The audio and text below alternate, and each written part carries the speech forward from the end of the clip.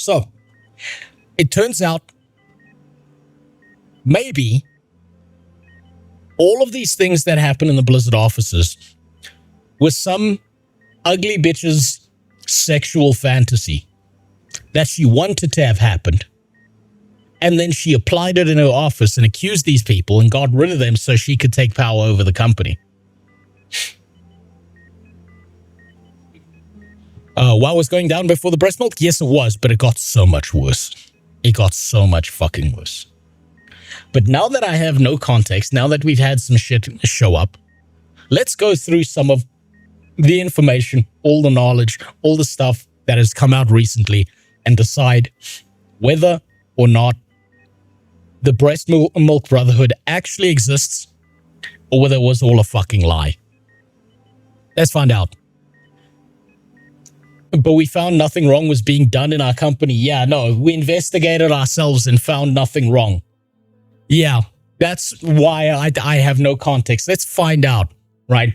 This obviously comes with the caveat of all of the information that we probably get out of this is probably coming from people within the company who have an incentive to not, to either mitigate, reduce, or lie about things on either side of the equation.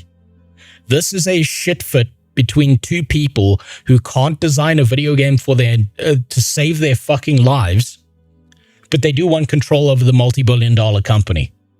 It was 100% female sexual fantasy. I know you have your own experience, but I have mine in offices and barely anyone even talks to each other in the office. Sounds like you work in a nice place then. That sounds like heaven. But we'll see. We'll see. We'll see, because I've seen some fucked up shit happen to women. Right? I have. It's some real fucked up. By the way, this is a PSA, just real quick. I'm not going to name companies because that might get me in trouble. But companies that deal with medical insurance tend to be the worst. Those big ones, they tend to be the worst.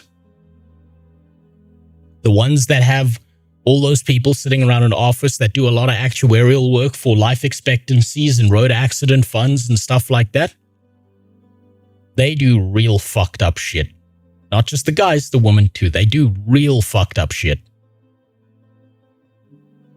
Never touch them. Never go near them. You find out that someone's going to go into those industries, they better be a soulless human being before they enter them, because it will rip them up and fuck them up and fuck them against their will.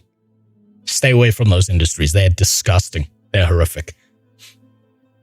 So, let's find out. Let's see where this is. Okay. In case you didn't know, all of the allegations of sexual misconduct, abuse, harassment, and frat boy culture was entirely fake, and the state of California even admitted that there was no evidence substantiating any of the claims. Now, if the state of California, a very progressive place that tends to lean court-wise towards women and believing them and all of that shit and doing rape allegations and stuff like that without proof and still settling those cases, is saying that there was no proof, that's not a good sign. That means it might have been a fucking lie. I've worked in offices, and also assembly lines. Offices are fucking nightmarish places, and in assembly lines, everyone is screaming slurs at each other and genital jokes. It's paradise. Yes, it is. Like, sitting in a cubicle for 8 hours a day it's brutal. It's rough. It's fucking nightmarish. It's the worst thing ever. And because all it takes is 2 or 3 pieces of shit who are so bored out of their skull that they think they're going to start some office drama to ruin everything. It's nightmarish. So let's see. The entire controversy around Blizzard was set up by California to force the company to stop hiring white men using Me Too allegations to strong-arm them. Some of these accusations were so bizarre and insane that they included theft and consumption of breast milk during the work hours. That's the big one. A rape room named after Bill Cosby. The Cosby Suite. Sexual harassment to the point of an employee ending their own life. All of these claims were essentially a theater performance over the fact that only 1 in 5 Blizzard employees were women. As a result, Blizzard agreed to pay roughly $18 million in fines and set up HR hiring practices that would discriminate against white men. Okay. So, what I know from these things, right, is I have seen certain offices where there is a kind of, quote, rape room, right? I have seen that. There was that whole thing about that one woman who killed herself, which that one was kind of hard to believe, because the thing is, if the person killed themselves, then everyone's going to spread rumors about why they killed themselves behind that person's back, and they're not alive to defend themselves or fight back against those accusations. So the accusations run fucking wild. As for the theft and consumption of breast milk, I still wouldn't put it past Blizzard to do that. Not with how shitty their offices are. Do I think that this means that there aren't a bunch of retarded, fat, blue-haired white bitches working inside of Blizzard who just want power and control and saw this as an opportunity to take over control? Absolutely fucking not. Absolutely not. What up, Grimoire? So, that's where I lie on this. Right now. As a result, Blizzard agreed to pay roughly... Okay, so this is very common, right? This is something a lot of people don't understand when it comes to businesses paying out to make the problem go away, right? Usually, what a business does when they get in trouble like this and people are suing the business, what the business will do is they will admit fault. They will do a payout to make the problem go away as quickly as possible. Usually they'll have people sign an NDA who were the, quote, victims of a situation. And then they will throw a bunch of employees under the bus. Whether the employees were involved or not is not really relevant, because all the business cares about is getting rid of the problem. I've seen this happen before, and if you want a good example of this, it happened in my country with a hospital called Netcare, where there was something called the organ donor scam, right? Where what would happen is a bunch of Israelis and a bunch of Brazilians would show up in our country. Israelis were buying organs from Brazilians for transplants. They were doing this all behind the hospital's back.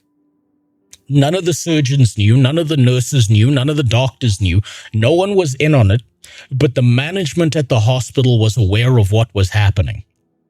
When this case broke, because an Israeli got an organ donation, didn't pay the Brazilian, and then that Brazilian went to the authorities in South Africa, it caused this entire case and scandal to occur. What the hospital did to protect itself was they admitted fault, they paid out a bunch of money, and then they took every single doctor, nurse, and person who was part of the transplant unit and threw them under the bus and said, all of these people are guilty, all of them knew about it. And for about 15 years, they investigated every single one of those doctors, nurses, anyone involved. And not a single person went to jail, because there was not a single shred of evidence that any of them ever knew about anything. There were no bank statements. There were no transfers of funds. There was nothing that was like all of a sudden someone's driving a fucking Lamborghini. There was none of that. But the hospital covered its ass by destroying a bunch of people's lives and admitting fault. Now, that's probably what Blizzard did here. Internal messages between California Civil Rights Division officials showed that the entire thing was a ploy to send a message to the industry to literally ruin video games. And it was so fucking fake that Brack and Kartik literally paid their own employees to stage a walkout. After Blizzard capitulated and announced it would discriminate in its hiring state, walked back from a $1 billion lawsuit to a $55 million settlement, and announced that all allegations were false. What's the community note say? It just says the state conceded to there being a lack of physical evidence. There's no proof of California strong-armed a company or of the allegations being fake. The term for this is lack of evidence, not evidence of absence. Presumption of innocence is a core rule in the US. The evidence of absence is not required from a defendant in US law. Burden of proof rests on the prosecution. That's correct as far as I understand it. Now, what does this say? In my opinion, we were wrong to go about it that way. Immediately firing the guys that were accused looked like a tacit admission that it was all true. Closing ranks and saying they lied from the start would have been better. It would have been better, but that's not how businesses operate, right? Businesses just want the problem to go away because they're thinking about it from a PR perspective. They don't care who they have to burn at the stake to get the problem to go away. That's all they want is, we will pay you whatever the fuck you want to stop this. Businesses do not care about the employees. They do not care about the people working there. Very common case that happens. Right? So if Blizzard came out and said, you guys are a bunch of fucking liars, that court case would probably still be going on to this day. And they don't want to waste a bunch of money and time doing that because it just makes them look worse from a PR perspective, and you don't know what else is going to come out in the case, what else this person's going to lie about, how much damage is this going to do to the company over time. So it's easier to just do a lump sum payout, becomes the cost of doing business, and not a monthly expenditure that keeps on destroying them slowly over time because less and less people are interested in playing their video game, which is happening anyway. So you can't think about this from a moral perspective, Green Sky Wizard. Companies are not moral. They will do whatever the fuck works in their best interest. And this was in Blizzard's best interest to make this go away as quickly as possible. That's why they did it. I think they were fucked the moment it was revealed that high-ranking staff members were screwing low-level employees despite explicit HR rules against it. Yeah, no, they were. They were fucked from the beginning. And it doesn't matter if it's real or not. Think about it this way. How many guys in public-facing position have been accused of rape, and then it turned out to be completely bullshit? And they've lost jobs, they've lost opportunities, they've had their lives ruined. It doesn't matter whether the Cosby Room photo exists, though. That's why I lie in the middle of this right now, so man. So yes, that's why I still lie in the middle of this, but I'm talking in generalities right now, right? There are a bunch of people who will throw accusations out. Usually it's false rape accusations and stuff like that. It doesn't matter whether the accusation is real or not. The accusation is enough to ruin someone's lives. Like, it'll just ruin your life. There's just nothing you can do about it. You can prove that it was all false in court and shit like that. Your life is over. No company's going to want to hire you because the accusation was made. You can ruin someone's life just with the accusation, and no one wants to deal with the PR side of that shit. That's just how it works. I don't get the Cosby photo, so if I go to France and take a picture on the Eiffel Tower, does that mean I also stink? Well, you're in France, so yes. But no, I understand, right? But this is the problem, is we do not know enough information here. I personally do not know enough information either way. I jumped on this shit and I 100% believed it because my past experiences told me it was real. I might be wrong. May I ask for a second of a recap of what we're chatting about? We're looking into whether there were actual shit that happened in Blizzard, like stealing of breast milk, whether this was all just false allegations or not, whether this actually happened. People act like the photo of a Cosby Room is 4K footage of someone being raped in the Cosby Room. Just because a room exists doesn't mean dozens of women were raped. Yeah, that's true. That's true.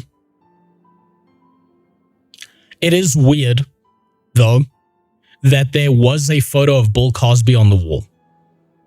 And you've got to remember, I do not trust any Blizzard employee. I don't care who the fuck they are. From my perspective, I see both sides as a bunch of lying sacks of shit who are going to say whatever they can on either side to get what is in their best interest. That is my current perspective on it. Alec Holokwa is my favorite example of an allegation ruining someone's life. Basically got thrown under the bus by both his friends and family, killed himself, and then it was revealed Zoe lied. Yeah, no, it happens all the time. There's like a bunch of people who go to prison for like 20 years or something, and they get out, and then they manage to manipulate they manage to get like an admission from the person who accused them of rape that it didn't actually happen. Cosby being a rapist wasn't well known before 2014. When was the photo taken? That's the real question. Did you see the protest at the Skyrim dev? No, I haven't seen that. That one's completely off. I haven't seen that at all.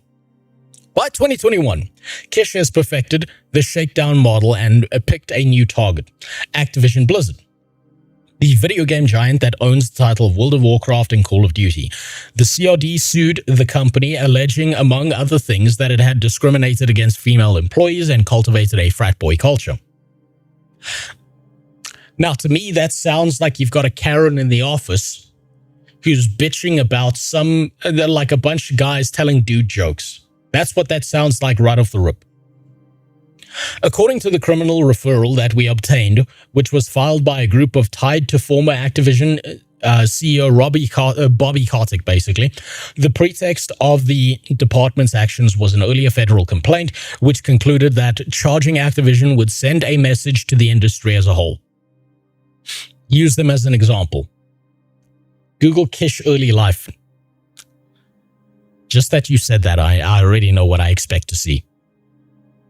The original class action suit included just 10 of Activision's more than 9,000 employees. The complaint claimed, among other things, that only about 20% of the company's employees were female. That makes sense. Not as many women tended to work in video games. It wasn't seen as a industry that was very front-facing and interesting and seen as this high pillar of we're so awesome, we're so great, blah, blah, blah, all of that shit. This was video games. This was for nerds and shit like that.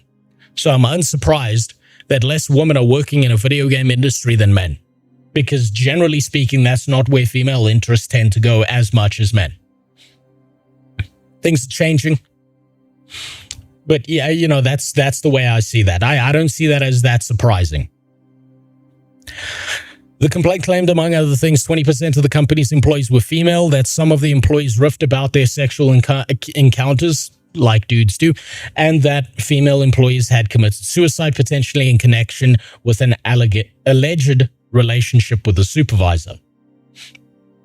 So, alleged relationship, potentially committed suicide. Because of that. Nothing concrete. No manifesto left behind. No suicide note, as far as we're aware. Who knows? Activision initially tried to placate the CRD. Kotick reportedly pledged to add resources to ensure that Activision Blizzard's hiring practices are more diverse. The company's then president, J. Allen Brack, said that he disdained bro culture and had spent his career fighting against it. Activision apparently even offered paid time off to workers who wanted to participate in a staged walkout. Okay, that's just normal office stuff. That's what you do. You want to be on the right side of PR, blah, blah, blah, all of that. Like I said, two pieces of shit fighting over another bigger piece of shit. Eventually, Kish scaled back his demands. In December 2023, Activision settled for $55 million. In the settlement agreement, the state conceded that, quote, no court or any independent investigation has substantiated allegations of systemic harassment, but the company likely signed the deal to make the lawsuit go away. Understandable. I can see why they would do that. We will throw employees under the bus. We will pay you money. Leave us the fuck alone. Very common for companies to do that, especially ones as big as Blizzard. The government had not proved its case, but still managed to shake down its mark for tens of millions of dollars. Yeah, because there's a difference between actual courts and a court of public opinion. So that's where we're starting off with all of this. The problem with all of this is that I don't see any of these people as having a soul. I see all of these people. It should still be running. Everything should still be working, Edward. You might just need a refresh there. Looks like it's running on my end. I don't see any single one of these human beings as a person with a soul. Not a single fucking one of them. These are rat fuck corporate human beings, subhumans, who will do whatever's in their best interest. So one side's going to call it a lie, and the other side's going to say it's worse than it actually was. My opinion hasn't changed on that. Let's start off with the Roach King himself, see what he had to say about all of this. His brain is going to explode, apparently. For some fucking reason. Also, Jesus, I just noticed something. Hold on, I'm going to fix this. Ugh, that's gross. Let me just find this. Ugh, you can see my recommenders on the side. That's disgusting. Ugh. Let's just do that. Every time YouTube changes its layout, they fuck up everything. Let's see where this is going. By the way, did you guys hear that a lot of the accusations from Blizzard were proven to be untrue? In case you didn't know...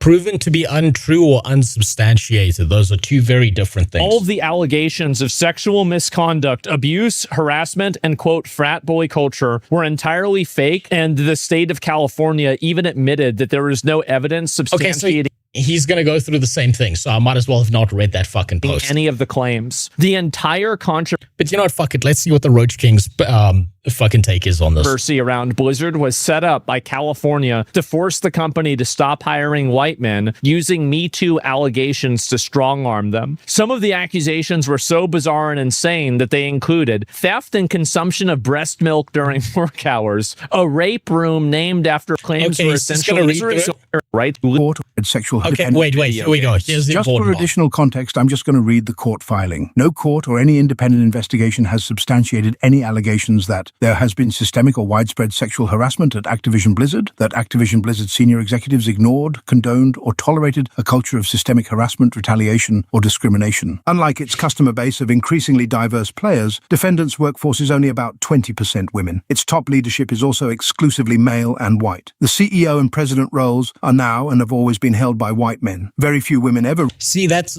such a fucking... That's such a little piece of shit manipulative line there. To say that they've always been held by white men, right? Because that's turning this into a racial issue, right? So what? So what if it was held by them? So what if all the roles were held by black women? Who gives a fuck? The question is, were they doing a good job or not? I fucking hate that. They're immediately turning it into a racial issue. Reach top roles at the company. The women who do reach higher roles earn... Yeah, very few women ever reach top roles in any fucking company. That's standard across most places because women have less interest in doing that shit. Just overall, women don't have that much interest in doing that shit. They want to do other stuff. They want to live their lives. They don't want to burn themselves to the ground, working themselves to the fucking bone.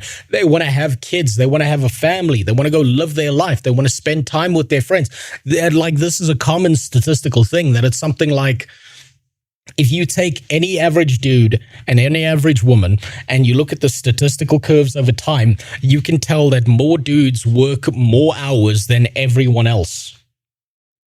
And of course they fucking do, because you can't get guys pregnant. That one will get me in trouble, won't it? A lot of women do not want to burn themselves to the fucking ground working for some fucking company, ruining their lives and their health and their relationships with the people around them the same way that guys do.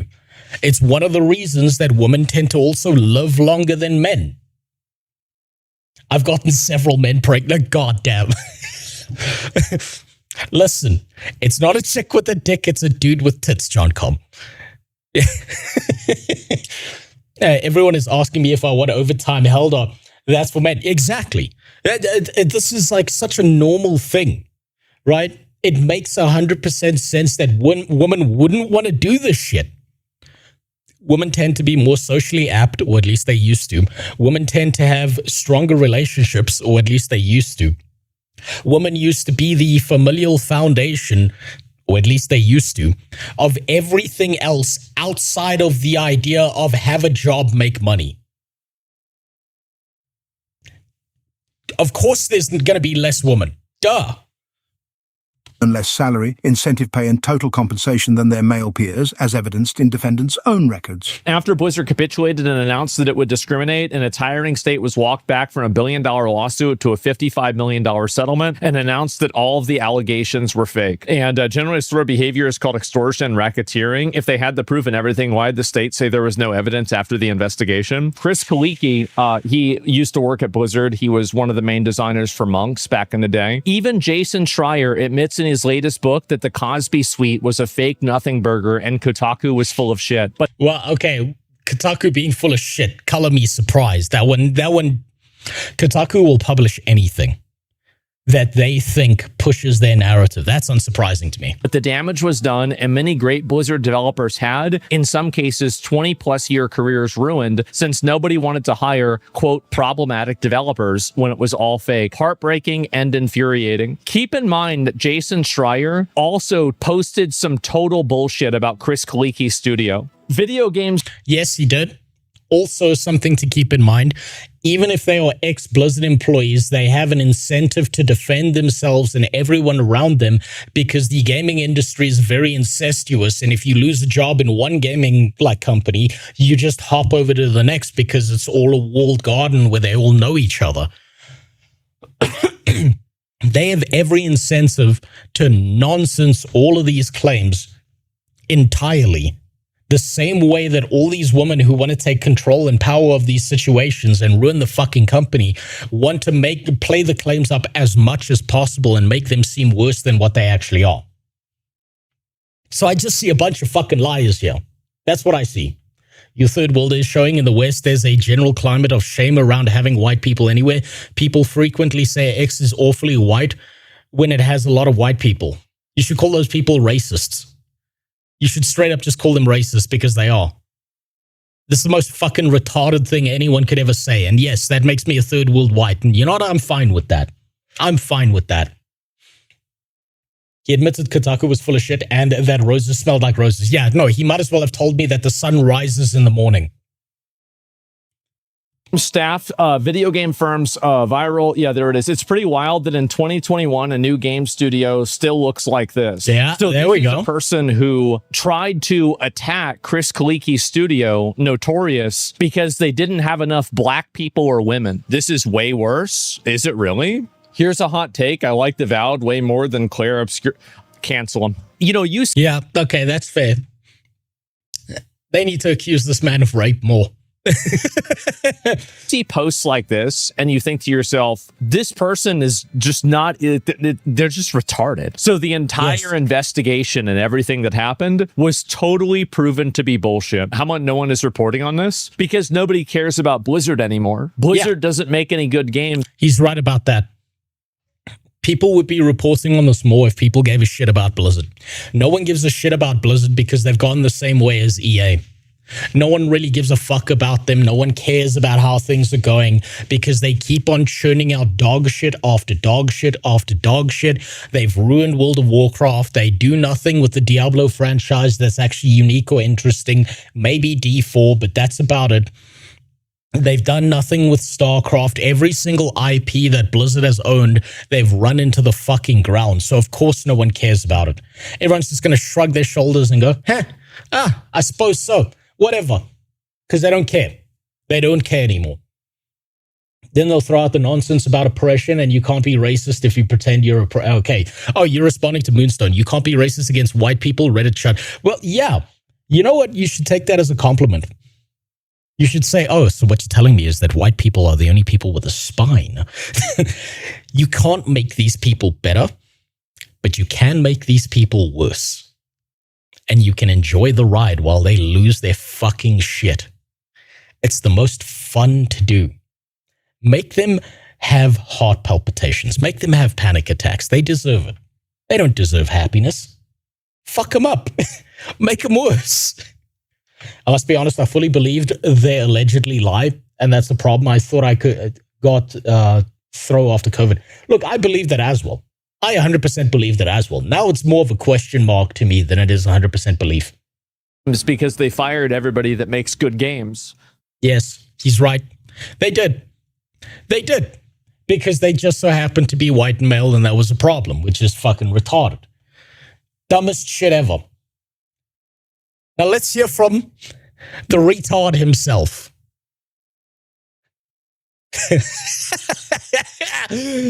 Oh, man. Man. That's not a good look just as a starting frame. I wonder what he's got to say about this. It's One Take Schreier, and the outrage merchants are at it. Again, today's claim is that the allegations of sexual harassment at Blizzard are false and that somehow I made them all up. If you're lucky enough to not be familiar with this world, there are a number of culture warriors out there who tweet all day about various... Yeah, there's a bunch of culture warriors in your fucking offices as well, you rat fuck. That's why the games industry sucks. That's why Blizzard's in the shitter right now. That's why they keep on losing to private servers like Turtle WoW, and the only thing they can do is not make a better game. They can sue them. That's all they can do. Because they're such little bitches that they can't develop anything new or interesting. Disagreements, whether or not they are true, and an attempt to elicit intense emotional reactions from their viewers. These people aren't reporters. They don't actually talk to anyone involved or ask questions. They just kind of tweet and post videos, but they do have reach and sometimes bring in large audiences. This is part of a whole ecosystem that just rewards and leads to people getting paid for spreading misinformation on the internet. And normally... I'll increase his voice. Is that better? I know he's very nasally and he sounds like a little bitch. He sounds like the world's biggest pussy, so I know it's hard to hear him. But let me know if that's loud enough, otherwise I'll boost it again. I just kind of ignore this part of the internet, like in the same way that you would ignore someone in Times Square screaming that the world is... Yeah, of course you would. Of course you would ignore the people criticizing your game and then nonsense them and just slap a label on them, because that means you don't have to change course and fix the fucking game, huh? Coming to an end because of gays in the military. But actually... You can't call him a rat. He's Jewish, YouTuber. I don't care that he's Jewish. He's still a fucking rat. I don't care about the fur on the color of the rat or how long its nose is. I care that there's a fucking rat ruining the goddamn video games. Today, I did want to address it because I think this is a good opportunity to talk about a very serious, very important issue and try to explain it in a way that captures the nuances and complexities. Oh boy, here we go. Here we fucking go. I can tell already that this is going to be a wild ride because he's going nuance and complexities and actually this and let me tell you. He's doing that. He's doing that to nonsense the point. That's why he's doing this. So he can pretend about this. Of it all. And unlike those squealing cretins, he sounds like a stereotypical kid that snitched to a teacher about everything. I bet he was. I spend most of my time as a reporter on the phone. Well, I spend all day on the phone with people who are involved in these stories, asking them questions, trying to corroborate their accounts with other people so I can piece together what actually happened. So you basically got a bunch of people's opinions from inside the office who have an incentive to lie in one direction or the other. Great job.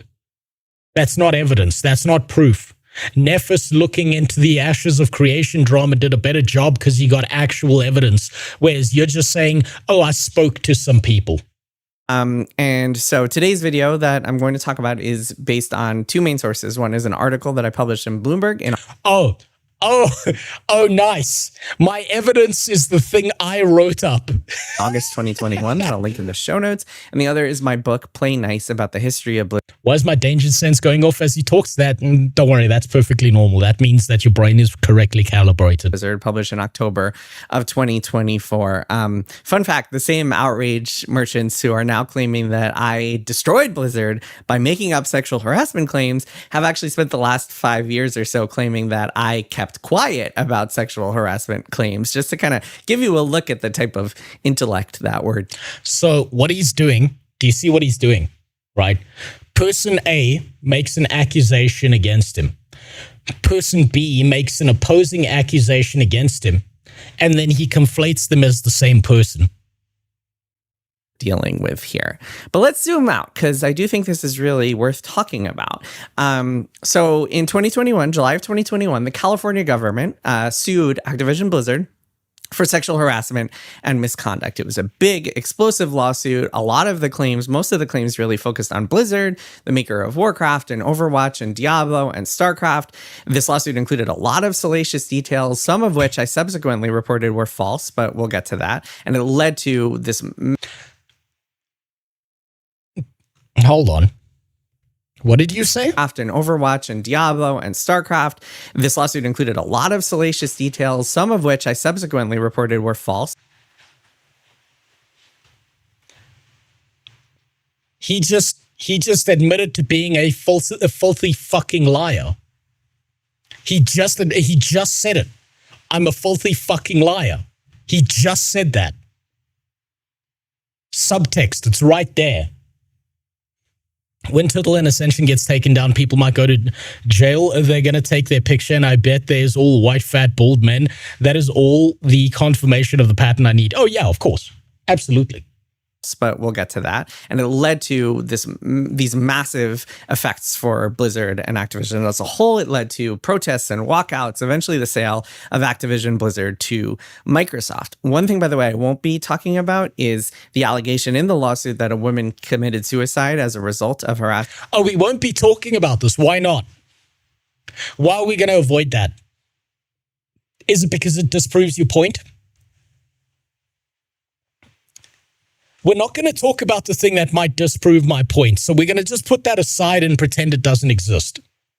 Against her, because it is very complicated, very tricky. Oh, yeah, sure. It's very, I'm sure, yeah. It involves Activision, not Blizzard. It was a woman within Activision, not within Blizzard Entertainment. So it wasn't even in the same place. And okay, great. There's been a lot of kind of details surrounding that story that are... Did you ever listen to this guy's reason why games cost as much as they do? To not create? No, I didn't. I wouldn't listen to an idiot like this. Very hazy and hard to prove. It's very difficult to prove why someone killed themselves, or to be able to say that definitively. Her parents, the parents of the woman who killed herself, actually filed a wrongful death lawsuit against Activision Blizzard and then took it back, withdrew it. It's really messy. So they withdrew it. They didn't settle. They didn't win. They withdrew it. I wonder what evidence came out that made them withdraw that case. This guy has no evidence. He's just studying his ass because he's on their right side of history. He's a fucking douche canoe. Yeah, no, he absolutely is. It's not something I'm going to get into because I don't have all of the facts surrounding it, because in that case, I wasn't able to talk to the victim involved because unfortunately she has passed away. She has died by suicide. I'm going to focus on the stuff that I can prove and corroborate and the people that I've actually... Okay, show me some evidence. Talk to. So, okay. 2 years after this lawsuit started, by the Activision Blizzard had become part of Microsoft, in December of 2023, California and Activision settled for $54 million.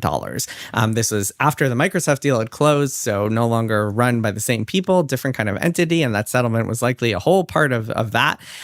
You got to remember that a settlement is not an admission of guilt. It's a what do I have to pay you to make you fuck off? That's something very important to remember. Settlements are not admissions of guilt. It's what do I have to do to get you to fuck off and leave me alone? And many of the women who worked for Activision Blizzard at various and during time periods that were kind of included in the lawsuit got checks as a result of that. Sometimes significant checks in the five means nothing. Figures. And the language of the settlement, including the following, I'm going to read this entire thing.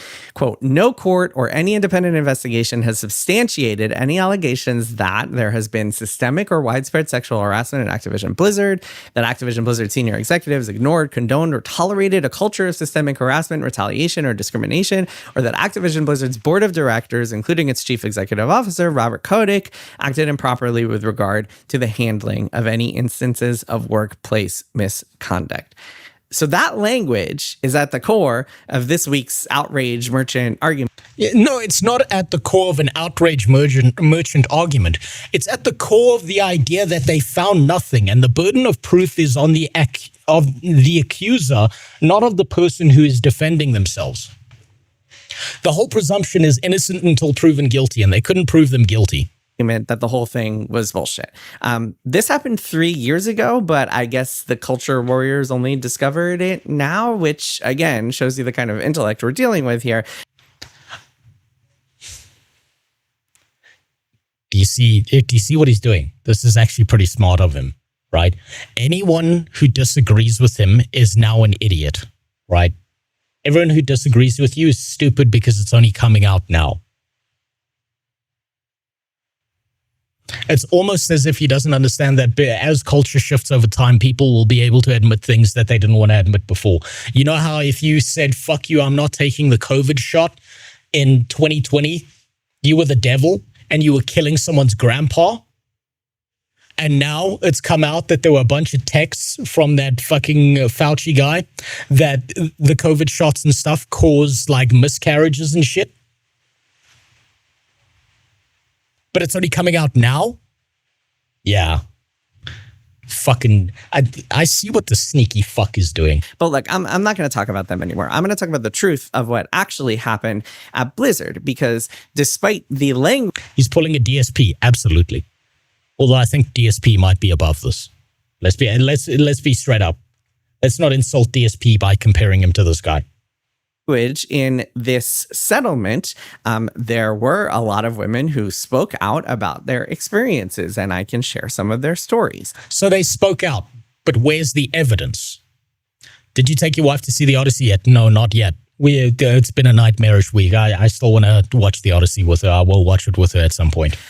So first of all, by the way, there were actually two lawsuits, a state lawsuit and a federal lawsuit. And this settlement was only for one of them, the state one. The federal lawsuit was settled for $18 million and did not have the same language, did not say anything like that, like the California did.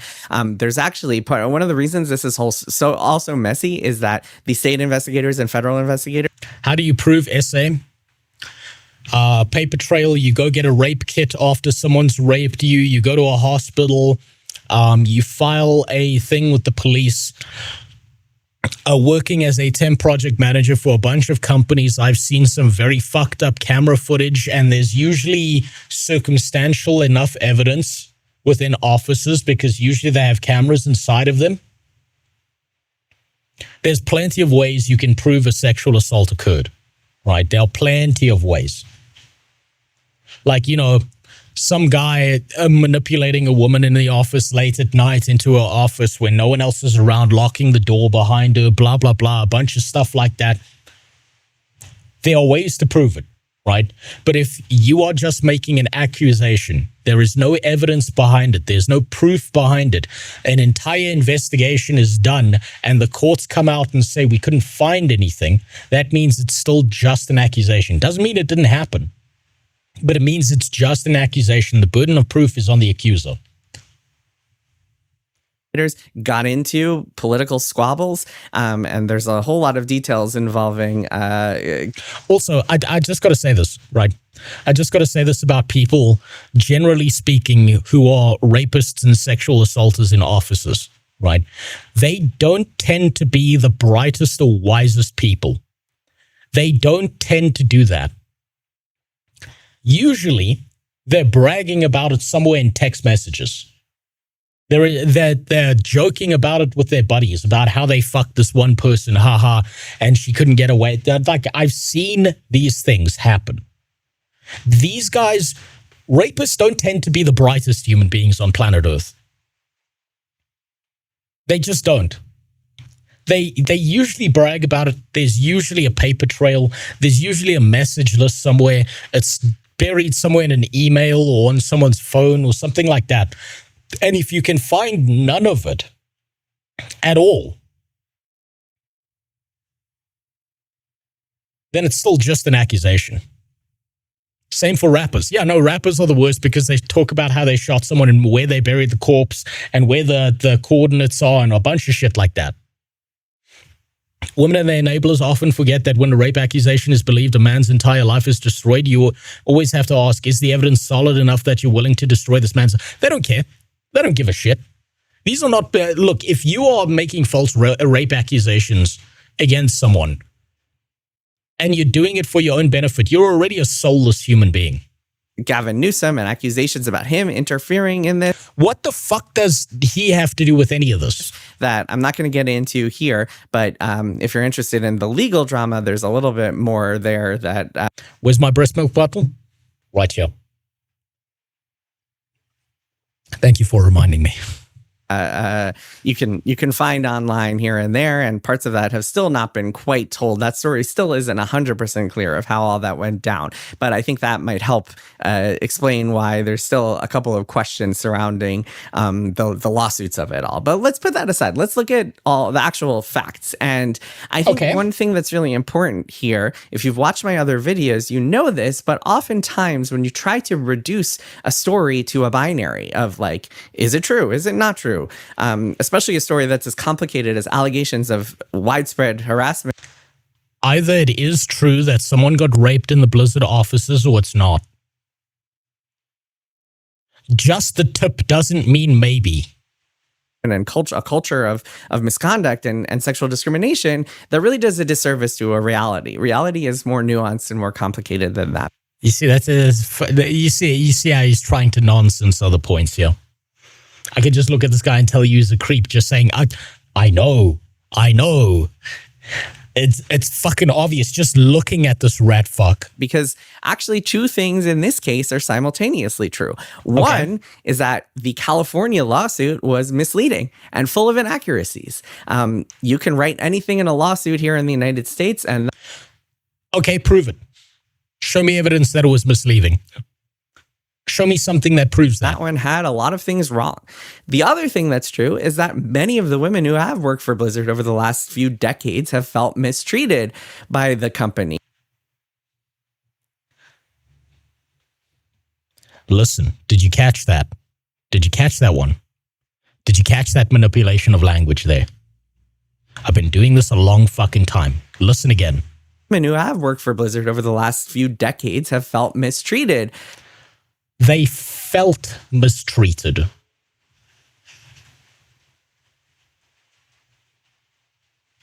They felt mistreated. Their feelings. And mistreated, you're right, Moonstone, mistreated could mean anything. That could mean you got passed up for promotion.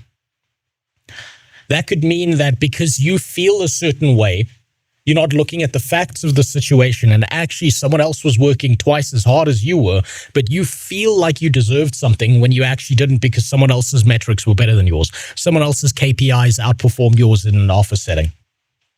By the company. And I think that it's important to note that harassment is one thing. I think any company that reaches a certain size that gets into the thousands or tens of thousands is going to have incidents of harassment. He's right about that. He is right about that point. It's really how the company chooses to deal with that harassment and the harassers themselves that creates a culture. So back in 2021, California lawsuit dropped. I did what any reporter would do. I started making phone calls. Before this, I'd heard a few details, a few anecdotes here and there, but not enough to actually be able to publish a substantial story, which one day down the road, I'll do a video about how I make stories and what you kind of need, the threshold of proof that you need to actually be able to do a story. But it was... Yeah, the threshold of proof so far is fucking zero. It's how I feel on the inside, you bastard. Show me some evidence. Isn't enough at that point. So now the floodgates were open. People were open to sharing their experiences. People were going on social media talking about their experiences. At the time for this Bloomberg story that I published, I spoke to about 50 current and former employees. And the reality, of course, was nuanced. I mean, for starters, Blizzard was a massive organization with thousands of employees and dozens of divisions. And your experiences there would be drastically different depending on where you worked and who you worked with. The Overwatch team had a different culture than the Diablo team. And nothing was quite like the BattleNet team. I'll get to that. And of course, Blizzard in the 1990s was very different than Blizzard in modern times. If you want to read about the old days, a lot of that is in plain nice. For now, let's focus on the modern times. Some women said, hey, I had very positive experiences at Blizzard. Others said they were harassed frequently and felt discriminated. They felt discriminated. They were harassed frequently. Okay, show proof. Show proof. What's harassment? Your boss coming up to you and telling and shitting on you because you didn't do your fucking job. Because I've seen cases on both sides of this. I've seen women who've been groped in offices like on camera, on office cameras. At the same time, I've seen women filing harassment suits because their boss came and shit on them because they fucked up an entire order that cost them millions of dollars. Against. Many women told me that working at Blizzard was kind of a paradox for them. This was a very common theme.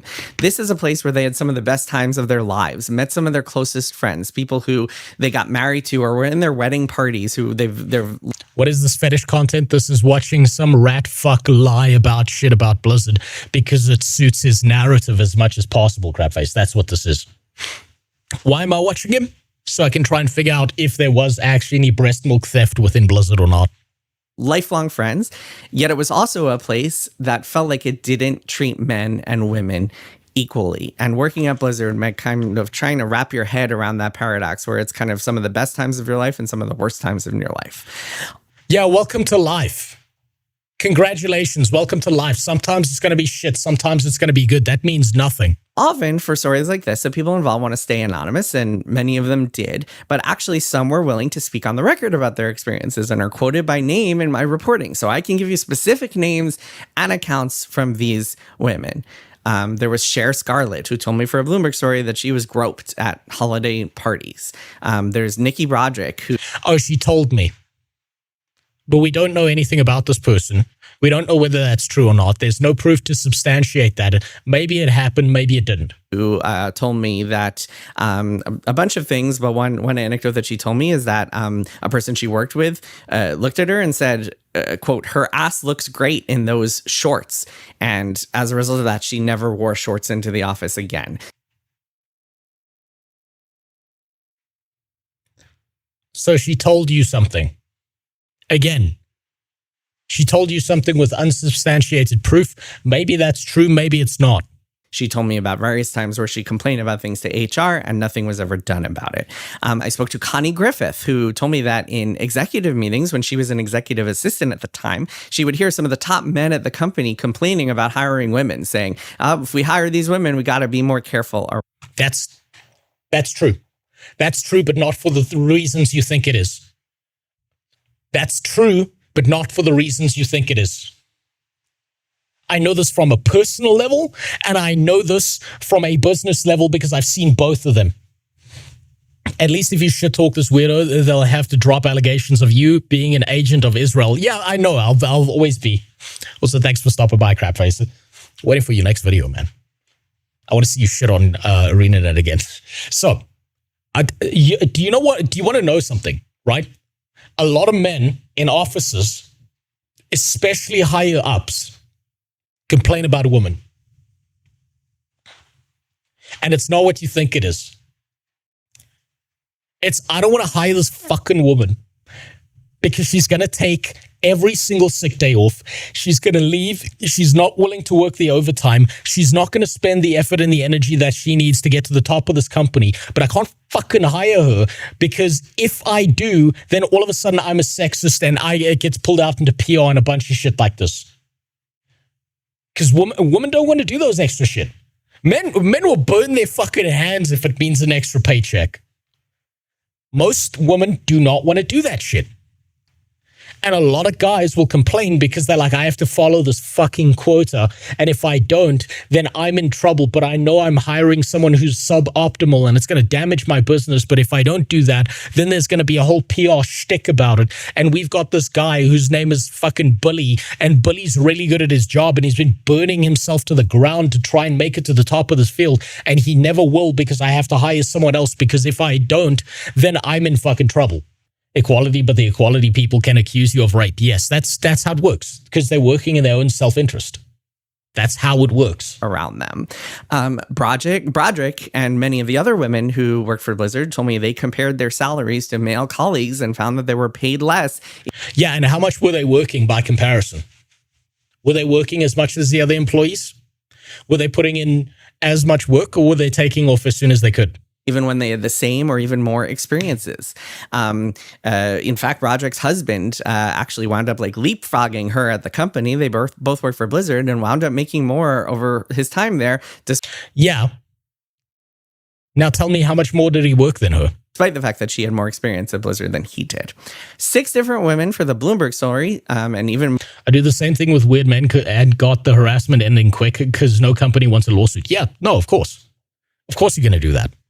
Because it gets them the fuck away from you. More later on, told me about incidents where they were harassed by men. They went to HR, reported those incidents, and HR did nothing. Even there's a little bit of nuance because sometimes HR might actually take disciplinary actions against men, but not tell the people who reported it. That itself is kind of a problem, but they're ethical. No, you can't tell them.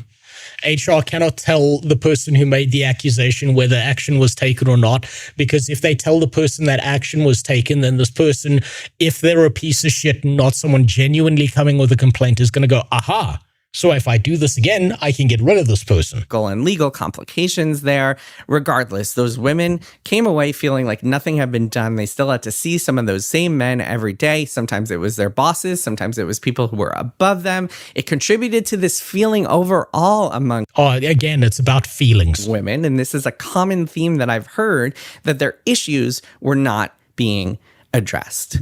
And then there was BattleNet. BattleNet, if you're not familiar, BattleNet is the service that Blizzard uses to sell and distribute their games online. And there was a big BattleNet department that incorporated, it was kind of like the tech department, IT department. It had all these reorgs, change of names all the time. But under a guy named Ben Kilgore, who was the chief technology officer, it felt like a frat house. People would take shots during meetings. Again, it felt. And vomit in trash cans. I swear to God, I heard all. The loss of workplace bullying has been a disaster for the working man. Yeah, probably. Probably has been. All sorts of crazy stories about these hazing rituals that people had to go through. Alcohol was such a big problem at Blizzard and overall, but especially in the BattleNet department, that the company actually temporarily banned drinking at holiday parties at one point, and then later said it was instituting a 2-drink minimum. Okay, so where's the proof? Where's the evidence? Because you're just speaking right now. He could be telling the truth. He could just be lying through his fucking ass. It could be a he said, she said situation here. At these parties, because people would just kept getting drunk and causing problems and driving drunk, and alcohol was just everywhere. It was a real problem. If people were driving drunk, then with the amount of people working at Blizzard, or at least in the BattleNet department, it's likely that there are DUIs that could be pulled up to corroborate that, but I'm not seeing any evidence. He's just speaking and again. Kilgore, who ran the tech department, in fact, he was the chief technology officer. In fact, he was being lined up as the successor to Mike Morhaime, the CEO of the company. He was going to be the next CEO of the company, was then fired in 2018 after an investigation into his behavior and allegations surrounding him sleeping with subordinates. He was actually fired for lying to the investigators, according to people who know what happened. According to people who know what happened. So it's third-party information, and it's hearsay, as if there aren't office rumors that are started every single day working in these environments. Familiar with the investigation. The lawsuit, I think it actually missed a lot of important parts of Blizzard's culture that I've explored in my reporting, like the lack of boundaries between professional and personal lives at Blizzard. One, call it a quirk of Blizzard, was that many of the executives there were either dating or married to lower level employees, which led to a lot of uncomfortable situations from the... Wait, so the 2-drink maximum, he misspoke and said minimum, is true and was brought about by a Blizzard employee. So someone complained and that's why they changed it. That doesn't really say anything beyond that, though. Maybe drinking was a problem. Maybe people were drinking way too much. But he's showing no evidence. He's just talking. CEO and multiple people in the C-suite on down. I mean, for example, imagine if you have an issue with someone and turns out they're married to the person who runs Blizzard. What do you do about that? Or like one of the top executives at Blizzard. What do you do about that? That I would believe as well, because we know that Blizzard has an incestuous workplace behavior. That's why Pirate Software got a job there. Another quirk, and I mentioned this in the book, is that several Blizzard employees were open swingers and would have sex parties that they would invite colleagues to. Okay, if they were doing it in their free time, if they were doing it off the clock, then what business is their personal life to you? this stuff. I mean, a lot of these people, it was consensual. It was not something that was people. I didn't hear any stories about people feeling like they were. So he's poisoning the well right now. He's bringing this up, and he's bringing up people's personal lives and personal decisions so he can poison the well. That's what he's doing. Forced to do any of this against their will, but still it contributed to this environment where, again, it just felt like there was no boundary between personal and professional lives. By the way, Blizzard is based in Irvine, California, and a lot of people move to Irvine for this job to work at Blizzard, and so their professional and personal lives wound up intertwined because all of their friends and the people they made and the people they met and hung out with worked for Blizzard. So like every other company on planet Earth. Okay. So just kind of quirks of the culture that I think contributed to a lot of the problems that women felt like they had to deal with. And then there's the Cosby Suite, which has become a lasting sign of Blizzard's debauchery. This idea of this hotel suite that was dedicated to alleged rapist Bill Cosby. It all started in the California lawsuit, which said, I'm going to quote, Afrasiabi was so known to engage in harassment of females that his suite was nicknamed the Crosby Suite after alleged rapist Bill Crosby. Quick side note, the fact that they call it Bill Crosby, I think just kind of shows you how sloppy the lawsuit was. So they made a spelling error. In general, but still. This is the thing I've noticed that a lot of guys like this do, is they will hyper-focus down on not the point you are making, but the spelling errors you made because they can't nonsense the point you're making. Let's get into this. By Afrasiabi, they are referring to a guy named Alex Afrasiabi, who was a company veteran. He was the top director on World of Warcraft for a while, and he was also infamous at Blizzard as someone who was accused of wrongdoing by multiple women, but still managed to stick around. For Play Nice, about nearly a dozen people who were interviewed for the book told me that they had either experienced, seen, or heard about sexual harassment conducted by Afrasiabi. Okay, so if you've got multiple corroborating people going after the same person, that leans more into there's a higher likelihood of it being true. But again, where's the fucking proof? Let's talk about the Cosby Suite or the Crosby Suite. I'm going to tell you a story from Michelle Morrow, who is an actress and writer who worked with Blizzard, who was connected with Blizzard, would often do hosting stuff for BlizzCon and interviews on camera, that sort of thing. And this story is published in Play Nice. It's something that I reported out over the few years leading up to the book's Okay, so now he's just advertising the book he made. publication. So it's BlizzCon in the fall of 2013, and Michelle Morrow is out to dinner with Dave Kosak, who's a designer on World of Warcraft, and his wife, Crystal Kosak. Alex Afrasiabi drunkenly stumbles over, and according to Michelle Morrow, he starts hitting on her. Now, just to give you a little insight into the reporting process, when I hear a story like this, I will always try to talk to everyone was there. So Afrasiabi declined to comment, but Dave Kosak confirmed all of the details that Morrow shared and said, backed all this up, corroborated this stuff. So Morrow tells me, I'm going to quote from Michelle Morrow. I hate this guy. I'm starting to hate him a lot more as well. Multiple people said it means nothing to me. They could have coordinated that. They could have. They absolutely could have. It does lean towards it likely being true if you can corroborate multiple stories of the same incident occurring and everyone's got the same plan. But here's the thing, is there's this thing that happens specifically in courts of law where this is why cross-examination is really, really fucking important, right? Because you're trying to get the same details out of two different people.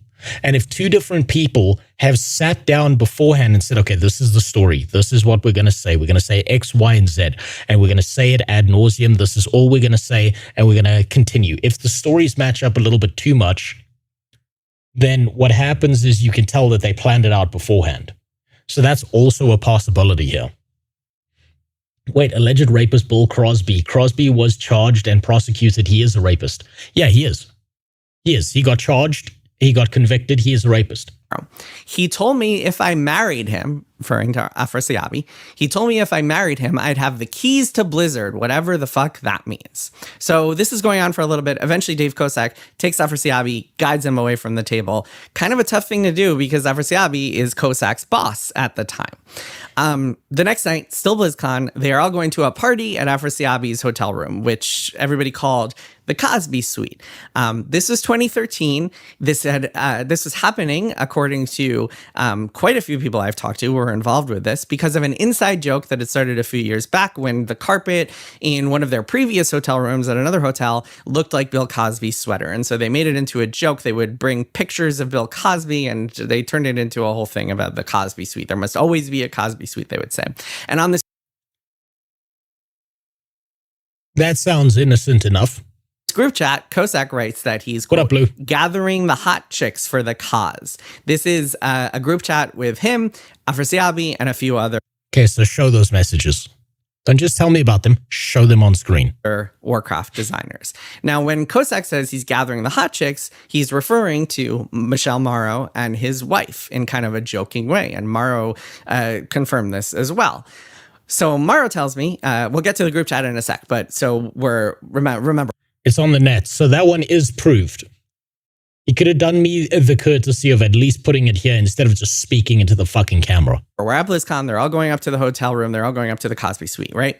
Morrow tells me they get to the Cosby Suite that night. She again has to fend off unwanted advances from Afrasiabi, but the night is otherwise uneventful. It's just kind of another BlizzCon party. So, a year later, October 2014, a stand-up comedian named Hannibal Buress does a routine where he makes some jokes about Bill Cosby that resurface old rape accusations and wind up setting off this firestorm of new allegations and criminal proceedings. Dave Kosak tells me that at the time, he joked to his wife, I guess we won't be calling it the Cosby Suite anymore. Seems reasonable. Seems reasonable. All I hear is the same logic for which you were banned on Guild Wars 2 jokes and out-of-office behavior. Yeah, of course.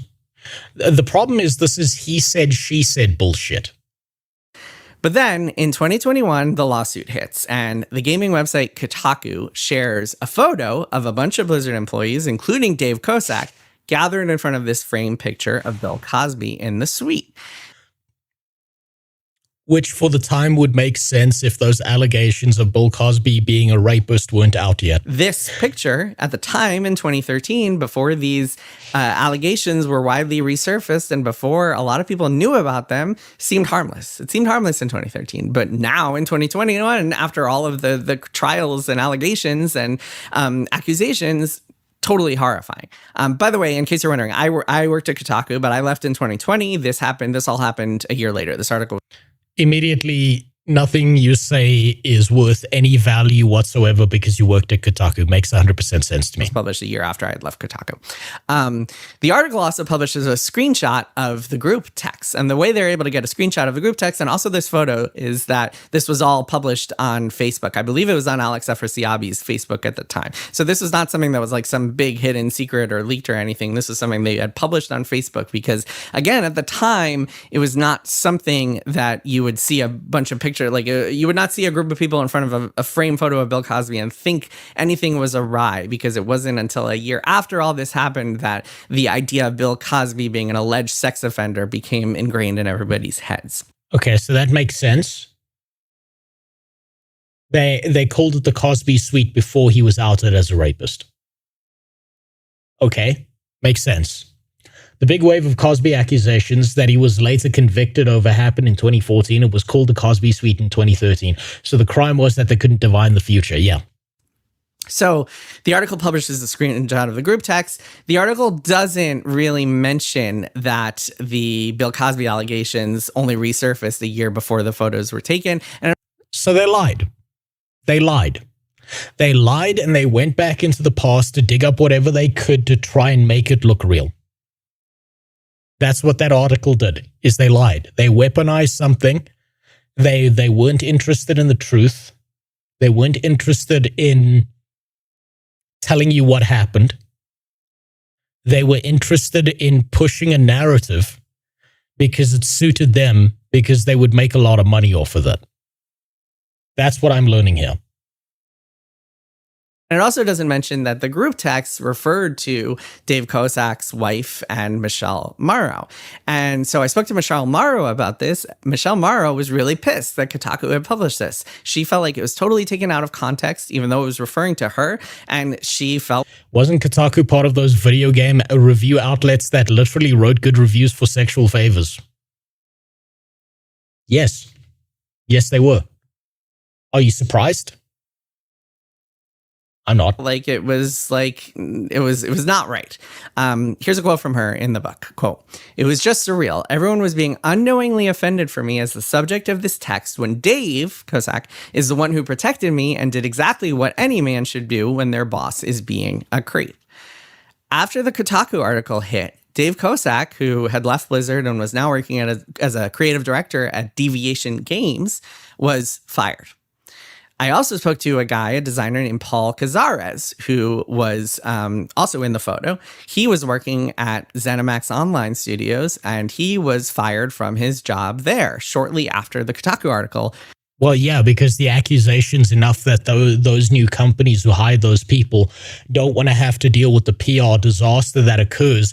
It doesn't matter if the accusation is true. The accusation is enough for you to lose your job. Yeah. Got my ass complimented many times by both men and women. Once two guys walking towards me and my husband and just said, wow, apologized to my husband and said they just had to look. I miss those days.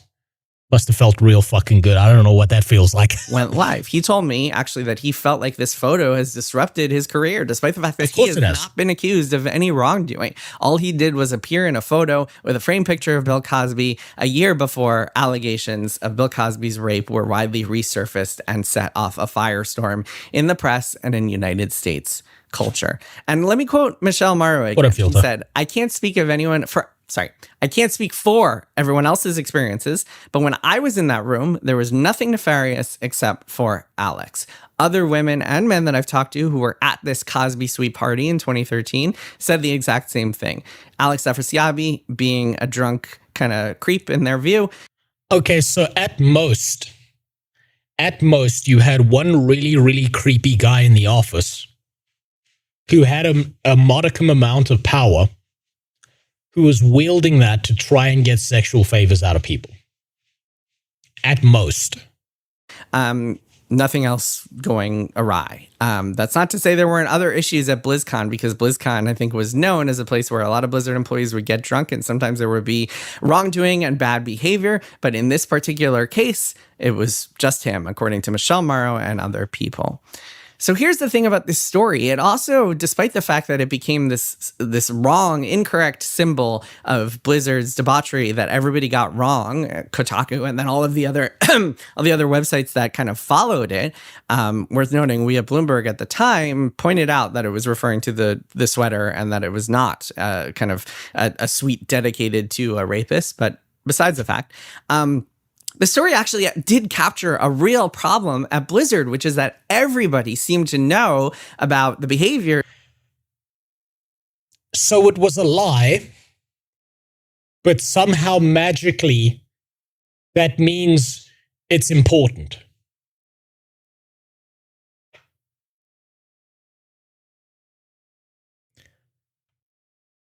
So the whole Cosby thing was a lie, but somehow he's still going to use it as proof.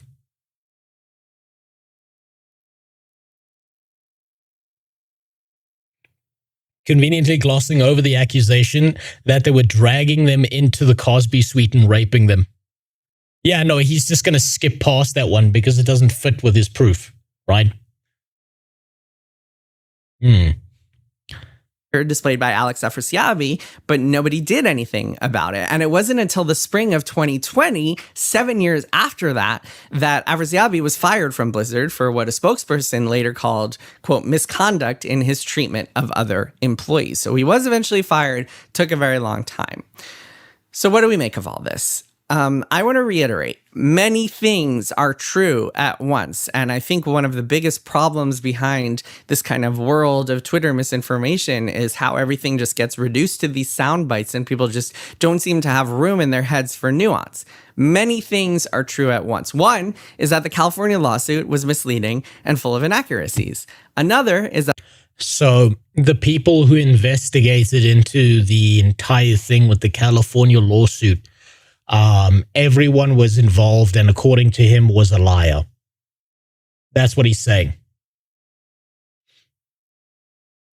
Everyone who did a full investigation into this, the entire court and legal system, he knows better than them.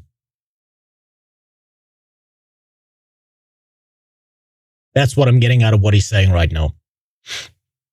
Yeah, I thought this was pretty fucked that people even said they won't call it the Cosby suite anymore since Cosby stuff came out. Well, yeah, that makes sense. Any logical business, any logical human being who was like, I like Bill Cosby, and it's 2013, and then 2014 comes out and they're like, oh, fuck. Every single Twitter post I've made about liking Bill Cosby is about to come back and bite me in the ass. Yeah, that's normal. He was eventually fired. It took a long time. If the accusations weren't true, why was him getting fired an objective in the first place? Yeah, no, it's something's off there. Something's off there. I feel like I get the sense that he's avoiding talking about certain things because they don't fit the narrative he's trying to build in this video. that lawsuit was settled for $55 million, and the language of the settlement said that no court or independent investigation had substantiated the allegations. But a third thing that's true is that many women, HR bosses got Afrosabi's back. That's the problem. Potentially. Look, it sounds like this Alex guy might have actually been a problem, right? But if you're going to throw an entire business under the bus because of one dickhead, you're going to have no business ever. You need to deal with the dickhead and get them out of the business. That doesn't mean that they have a widespread culture of these problems. It means you've got one creepy fuck within the office that needs to get eliminated. And the problem is when he's got power and control over things, he can always shift things in his direction. So at most, it seems like you had one guy who was a real fucking problem that they needed to eliminate. At most. women have spoken out about having negative experiences at Blizzard with harassment and discrimination and misconduct. And they've spoken to me, they've spoken to other reporters, there were other stories that hit. And what evidence did they show? After that lawsuit, they've spoken up on social media, they've talked to friends, they've posted in group chats, they've written on game development forums, they have talked about this extensively. The thing that people don't seem to understand a lot of the times, especially in the gaming world, is that life is not Phoenix Wright. There's no binaries. There are no contradiction. That can't be right. Stories about sexual harassment, especially a lot of stories, but especially stories about sexual harassment are always going to be messy, complicated, and nuanced. And I think in this case, it's clear, and I've talked to enough people to substantiate this, that there were very real problems. I spoke to enough people. Notice the way he said that. Not these people provided enough evidence to me that I know that there were problems. I spoke to people. They changed McCree's name for nothing. Yeah, they did. That's true. They actually did. Alex Afrosabi was one of the OG developers. Yeah, I remember. I do remember that quest as well. Green Sky was it from a very long time ago. Holy shit. Problem is that companies might get rid of dickheads, but never of their their cry bullies. Of course not, because they're the victims. They are framing themselves as the victims within the scenario. And the worst, this is the worst, most detrimental thing that happens, right? Is, let's say there was a woman within Blizzard who was getting sexually harassed and having all these problems. She gets buried underneath all of the other false accusations. And if let's say there's one woman who's facing some real fucking problems in this office. 9 other people come out and say a bunch of shit. And now when it comes out later that this is all bullshit, then she gets thrown under the bus. And everything that did actually happen to her is completely nonsense because the other 9 were liars. So this kind of shit fucks it up for women as well, who do actually go through these things, because now all of a sudden no one's going to believe you. No one's going to take you seriously. If it happened to you, now you're fucked because you're thrown in with all the liars. Leave it to the sleazy balding. Yeah, I can't say that, otherwise this whole video gets demonetized. With an aggressive queer vocal fry to be retarded, that doesn't have... He's shown nothing. He said it's all about feelings. He showed no evidence. He's promoted his book multiple times. And he said, I spoke to a bunch of people. This doesn't tell me anything. At Blizzard. Even Mike Morhaime, the founder of the company, co-founder of the company, and CEO for many years, apologized for what had happened at Blizzard. After the lawsuit hit, he spent days on video calls talking to his former employees. There were a lot of people who accused him of knowing about some of the problematic people at the company, many of whom I haven't mentioned here, but Alex Afrasiabi is just one of many people across Blizzard who have been accused of wrongdoing, some of whom were fired after the lawsuit hit. And after this all went down, he actually wrote a long statement and he said, look, to the Blizzard women who experienced any of these things, I am extremely sorry that... Yeah, that's a normal public PR thing that anyone in power would have to do because they have to cover their ass. That's completely normal. There's apologizing, and usually apologies, at least as I understand it in American court of law, maybe I'm wrong about this, is that apologies can be taken as an admission of guilt. I failed you. All right. I'll see you all next time. What a waste of fucking time. What a waste of time. Let's see. Measly Ragebait Twitter journalist versus the mighty One Take Schreier. This channel has been the best thing to land on YouTube. Okay, so these are a bunch of retards. I will never forget the employees stealing breast milk reporting for as long as I live. Hearing people both say that Jason made up the claims and that he didn't speak up about the claims while knowing them. So these are just a bunch of people who are just willing to believe him. These comments are just sucking him off. I'm willing to bet he's deleting any comment that goes against anything that he says. What a fucking moronic waste of time that was. Did sexual assault happen? Yeah, maybe. Did it not happen? Yeah, maybe. All he did was talk about feelings and thoughts. Oh, I spoke to some people. That's how I know it's true. Fucking moron. What an idiot. Jesus, no wonder he was hired to work at Kotaku. What a waste of time. Jesus. I could have gotten more out of just fucking pulling bullshit out of thin air and making it up myself. It would way too much felt like for any of this to be credible. Yeah, this is all about his feelings. His feelings on the topic. Fucking moron. Did he did show evidence. His book. Oh yeah, no, I forgot. The articles that he wrote on the subject are more important than the court documents. Forgive me, of course. He is the moral arbiter of what is right and what's wrong. Fucking idiot. What a waste of time. Jesus. Okay, let's see what else there is behind this. Okay, that's the Lalafell lifter stuff. Here we go. California's civil rights mafia. Okay, that's about Gavin Newsom. I don't really care about that. And that's the Twitter post again. Does this have anything to do with the actual thing itself? Or is this going to start veering into fucking politics because it's what's politically convenient for people? 2 women filed a class action suit against Riot Games, League of Legends. 1 year later, agreed to a $10 million settlement. That's normal. No one wants to deal with the accusations. It's, I'm going to pay you $10 to fuck off. California's Department of Housing, Civil Rights, California. Civil rights created in 1980. I don't need your fucking backstory. Point man on the scheme is Kevin Kish, a Yale Law School graduate and the CRD's director. On the website, agency notes Kish's reputation for taking a creative approach to advocacy, which involves collaborations with nonprofits, blah, blah, blah. Kish mastered his approach during this time in the progressive legal movement before taking blah, blah, blah. In his first few years, Kish oversaw several small-time suits. 2015, he got a Mexican restaurant to cough up $130,000. 2017, rural warfare, non-profit shell.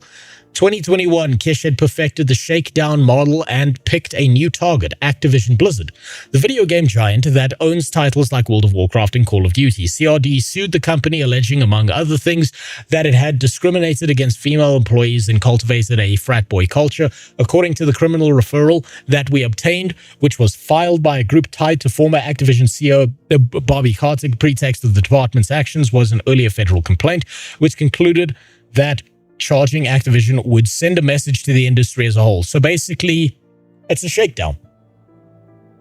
It's a shakedown. This guy seems determined to weaponize this because it's working to his own benefit. And of course he's going to do that. Considering there's like 4K dislikes and 8K likes, there's no way all the comments were ass-kissing, definitely deleting. No, he's probably deleting anything that goes against his narrative so that he can feel good about it and pretend that he was on the right. But he showed no proof. He showed no evidence. He wasted everyone's time. Fuck, that irritates me more than anything else. Not even one screenshot. Not anything to back up a single one of his claims. At this point, Activision agreed nearly $20 million. Yeah, that's I'm going to pay you $10 to fuck off kind of thing. Federal statement, CRD continued the... Wait, hold on. Kish apparently wanted to inflict more damage on the company. Wall Street Journal reported that sometime in 2021, CRD estimated that Activision was responsible for nearly $1 billion in damages, an outrageous sum. Despite the federal settlement, CRD continued its lawsuit and the other elements of the shakedown campaign came to life. In November, when the Journal reported Kirsten Grind and other alleged that Kotick failed to disclose alleged sexual misconduct committed against female employees, company stock fell 8%. Yeah, but that's also because they had... You know what? Here's the problem. Here's the biggest problem here, right? You could have had someone who was sexually harassed in this office. And all of it's been buried under all of this bullshit. At the same time, people were so fucking willing to believe this, myself included, because World of Warcraft was turning into a burning pile of dog shit. They couldn't litigate on the court. They couldn't keep their game high enough quality for this to go away. They couldn't figure out how to continually improve everything they were doing. And instead, everyone had to suffer for this. Their game was shit, so everyone believed them. So this hit at the exact perfect time to extract money out of Blizzard. This sounds like a scam and a cult. It does. It's California. It's usually a shakedown. I'm willing to believe that. Do I think that sexual harassment happened within Blizzard? Absolutely. Abso-fucking-lutely, I believe it. You can't have a company that big without having a few fucking freaks in there who deserve to be ejected from the position and completely fucking destroyed. 1,000,000% that's happened. I'm sorry, you're running a big company, you got hundreds of employees, it's gonna happen. You think that there's not gonna be one fucking animal? Of course it is. But all of this just looks like a shakedown. It was also during COVID, so people were at home eating the shit up. Oh yeah, they were all online at the same time. But to me, it sounds like they played it up as much as possible. They hit at the exact right point in time. And because they hit at the exact right point in time, everything just came together and they managed to destroy all the shit.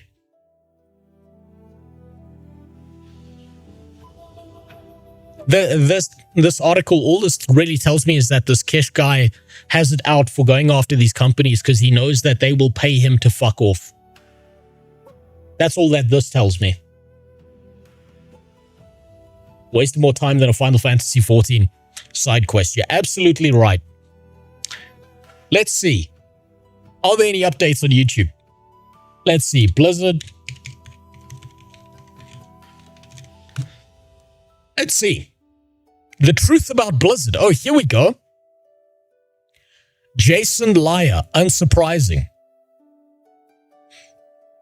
The Blizzard Files. We'll give these two a go and then we'll move on. What up, Nestor? How you doing? We'll see. Maybe there's something else here. I'm still willing to believe. I'm still willing to believe that there were people who were sexually harassed in the Blizzard offices. I'm still willing to believe that. What it does seem like to me is that they played it the fuck up because it was an opportunistic play for them to get things out of the company and steal positions of power at the same time and also get a huge payout. Both of them seems like pieces of shit to me. Now, I was wrong to automatically believe everything that happened within the Blizzard offices. I did get caught in that trap. I'm fully willing to admit that. But let's see. Maybe there's something else here. Hi, guys. Ah, the Roach Lord himself. Do you think that's sex hair? Do you think he wakes up like that? Or do you think that he was fucking that one Asian chick on that bed behind him? And that's why he looks like that. This is way more important than the Blizzard lawsuit. I've been unwilling to believe since 2012 this kind of shit, 4K footage or it didn't happen. Well, you were ahead of the curve, Green Sky Wizard. It's me again. Today, we're going to talk about the revelations recently that have come out about the Blizzard sexual assault lawsuit, investigation, controversy, and everything that happened in 2021, 2022. Now, for anybody who was living under a rock then, Blizzard went under a completely cataclysmic level of accusations, things ranging from, like assault at the workplace causing an employee to kill themselves, from employees, allegedly stealing breast milk out of the employee refrigerator, and the implication, of course, is that they're drinking it like Homelander or something. And so all of these crazy, outlandish, insane accusations. Wow, guys, big surprise! It turns out that a lot of them seem to be bullshit. They found no evidence for many of them. You touch me, I'm suing you for the rice and beans. Yeah, there's no rice and beans left. They found that some people... Did his normal mic break? I think he's recording this either on a camera or on a phone. Retracted their accusations, and if you go through a lot of filings with the California, the department that were investigating them, one of the points of failure that Blizzard had was the fact that they had a bunch of white men that were running the company. Oh my God! Well, if you've got that, it must mean that you're drinking everybody's breast milk too. Well, yes. It sure seems like that's not the case. So anyway, I wanted to talk about kind of and break this whole down and look and contextualize all of it. Like whenever this happened, obviously, I think that it really was the perfect storm for Blizzard because, I mean, at the time, Shadowlands was a piece of shit. This was the current WoW expansion. Yes. Overwatch was garbage. Yes. People hated Overwatch. Heroes of the Storm was dead. You would say StarCraft is dead, but that would imply that Blizzard knows what StarCraft even is.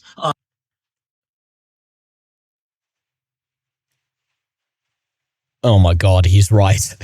They don't even know what the fuck StarCraft is anymore. And basically every other... Warcraft Reforged came out and it was terrible. Basically, Blizzard, instead of couldn't miss, Blizzard couldn't hit. They were getting every single thing wrong in every single game. And this is coming off of the heels of Battle for Azeroth that was also a piece of shit. So basically, the amount of hostility, animosity, and frustration towards Blizzard was at an all-time high. Like, it was never going to be, any better, any worse than this. Then on top of that, Final Fantasy XIV, they finally kind of come into their own. They're now are making their games the way that they want to. The game has its own identity. It's no longer derivative or, vestigial WoW systems, and it's really its own game. So you have a lot of people, including me, that moved over and started playing Final Fantasy XIV at the time. And I think what happened is that happened, the sexual assault lawsuit happened, and you have to remember that, like, I kind of fell off. I never watched him play Final Fantasy XIV. I kind of liked his WoW content and stuff like that. I never watched the Final Fantasy XIV shift over. I had busy shit in my life. I didn't care at that point in time. 2021, whenever all these things were happening all at the same time, this was like peak woke, right? It was like, this is the point where it was believe all women. Every accusation is a conviction. And, if you ask questions or ask for evidence, you are basically a rapist. So, and you had an entire culture that was, created around enabling this. And I think that culture, one of the biggest victims to it was Blizzard. Now, one thing I can... If my roof collapses and my power cuts out, just know that that's not you, it's me. because the rain just got real fucking heavy. You can probably hear it. Say too, though, is that I don't think that all of the accusations were fake. I think that I think that sexual harassment, this is going to sound maybe a very black pill thing to say, but I think sexual harassment is a sexual assault even is a it's an outcome of the human condition. He's right, yes. Every company, every group of people, like how many of you guys know somebody in any organization that you've been in where like something weird like this happened? I think that this is just what happens when men and women get together. And when women and women get together, you have different problems. And whenever men and men get together, you have different problems. Like basically people have problems, right? The human condition is imperfect. And so I do think that like maybe 20, 30%, maybe even 40% of some of the accusations made against Blizzard were accurate. And I think that they were true. And I think Blizzard... Usually it's the inverse, right? Usually... this is just past experience talking. Usually what comes out to the public is about 10% of how bad it actually is. Been held accountable for that. But I think that a lot of the more outlandish ones, the, employee killing herself, the breast milk stuff, some of the, like, the Cosby room, all the, like, really extreme stuff, a lot of that stuff probably wasn't true. And we're not really 100%. Yeah, you know what? You know what the breast milk thing is interesting is you would think with how much it blew the fuck up, there's no way that Blizzard doesn't have cameras in their offices. You would think that there would be an image somewhere of someone taking breast milk out the fridge. Somewhere. But it just doesn't exist. The more I think about this. And I know this because I went, like I was working for a company. I'm not going to say who. I nearly did. And I had to review certain footage and shit captured by their in-office cameras. And one of those in-office cameras had a manager trying to shove his fingers inside of a woman at her work desk.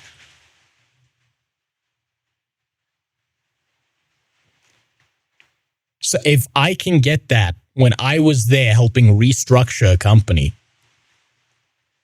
you would think that there would at bare minimum be one image of some guy drinking some titty milk somewhere. I followed him for a lot of his MMO knowledge and takes, but he started pivoting more into React content, becoming the Nega Hassan, and I just fell off. Yeah, I kind of fell off with him as well. Look, it kind of works like this, Frenchie. Asmongold is currently bigger now than he has ever been before in the past. He pivoted into politics at the exact right time. He garnered a larger audience and he moved away from MMORPGs because MMORPGs are dead. So strategically, from a business perspective, from a politics perspective and everything he did the exact right thing. It's just I personally couldn't give a fuck about it.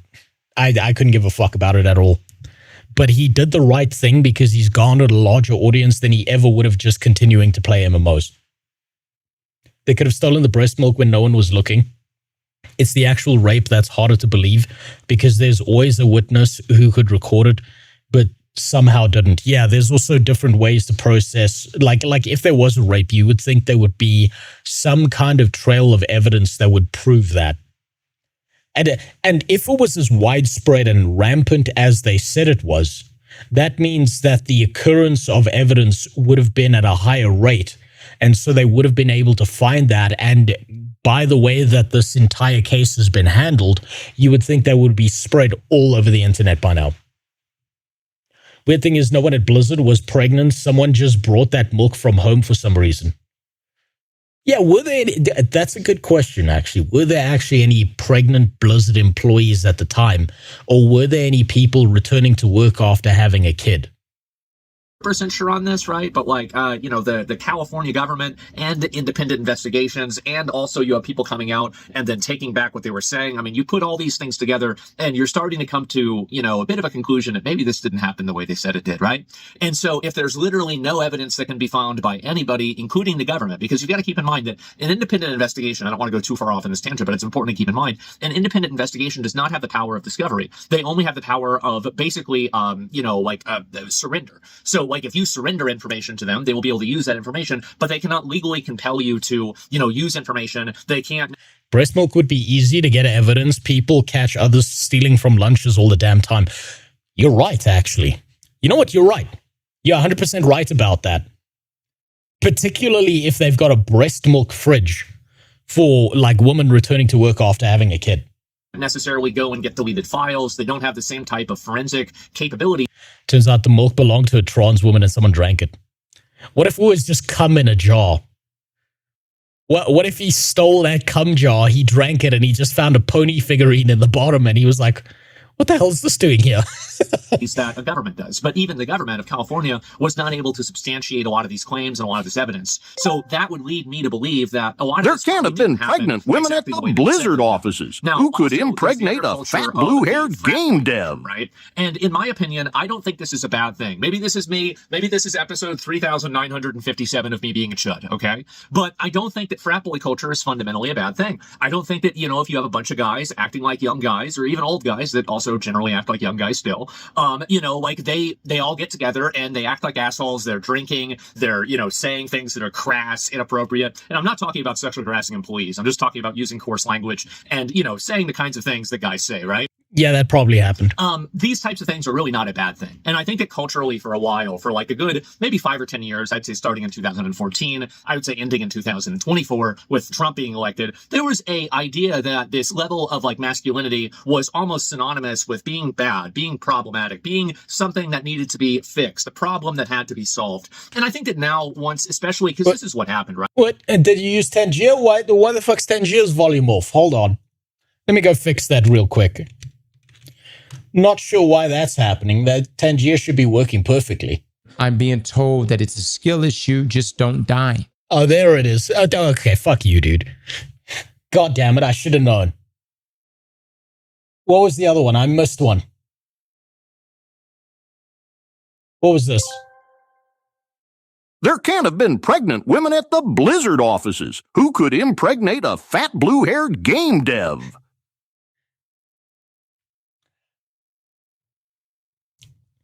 I don't think you understand the depths of the people who work in these offices. Right? You have to remember that the people who work in those offices are so desperate for pussy, they look like Jason Schreier does. The last time they saw vagina was falling out of their mother. They'll take what they can get. Right? You go back and you look at the old pictures of Alex Straza, right? Okay.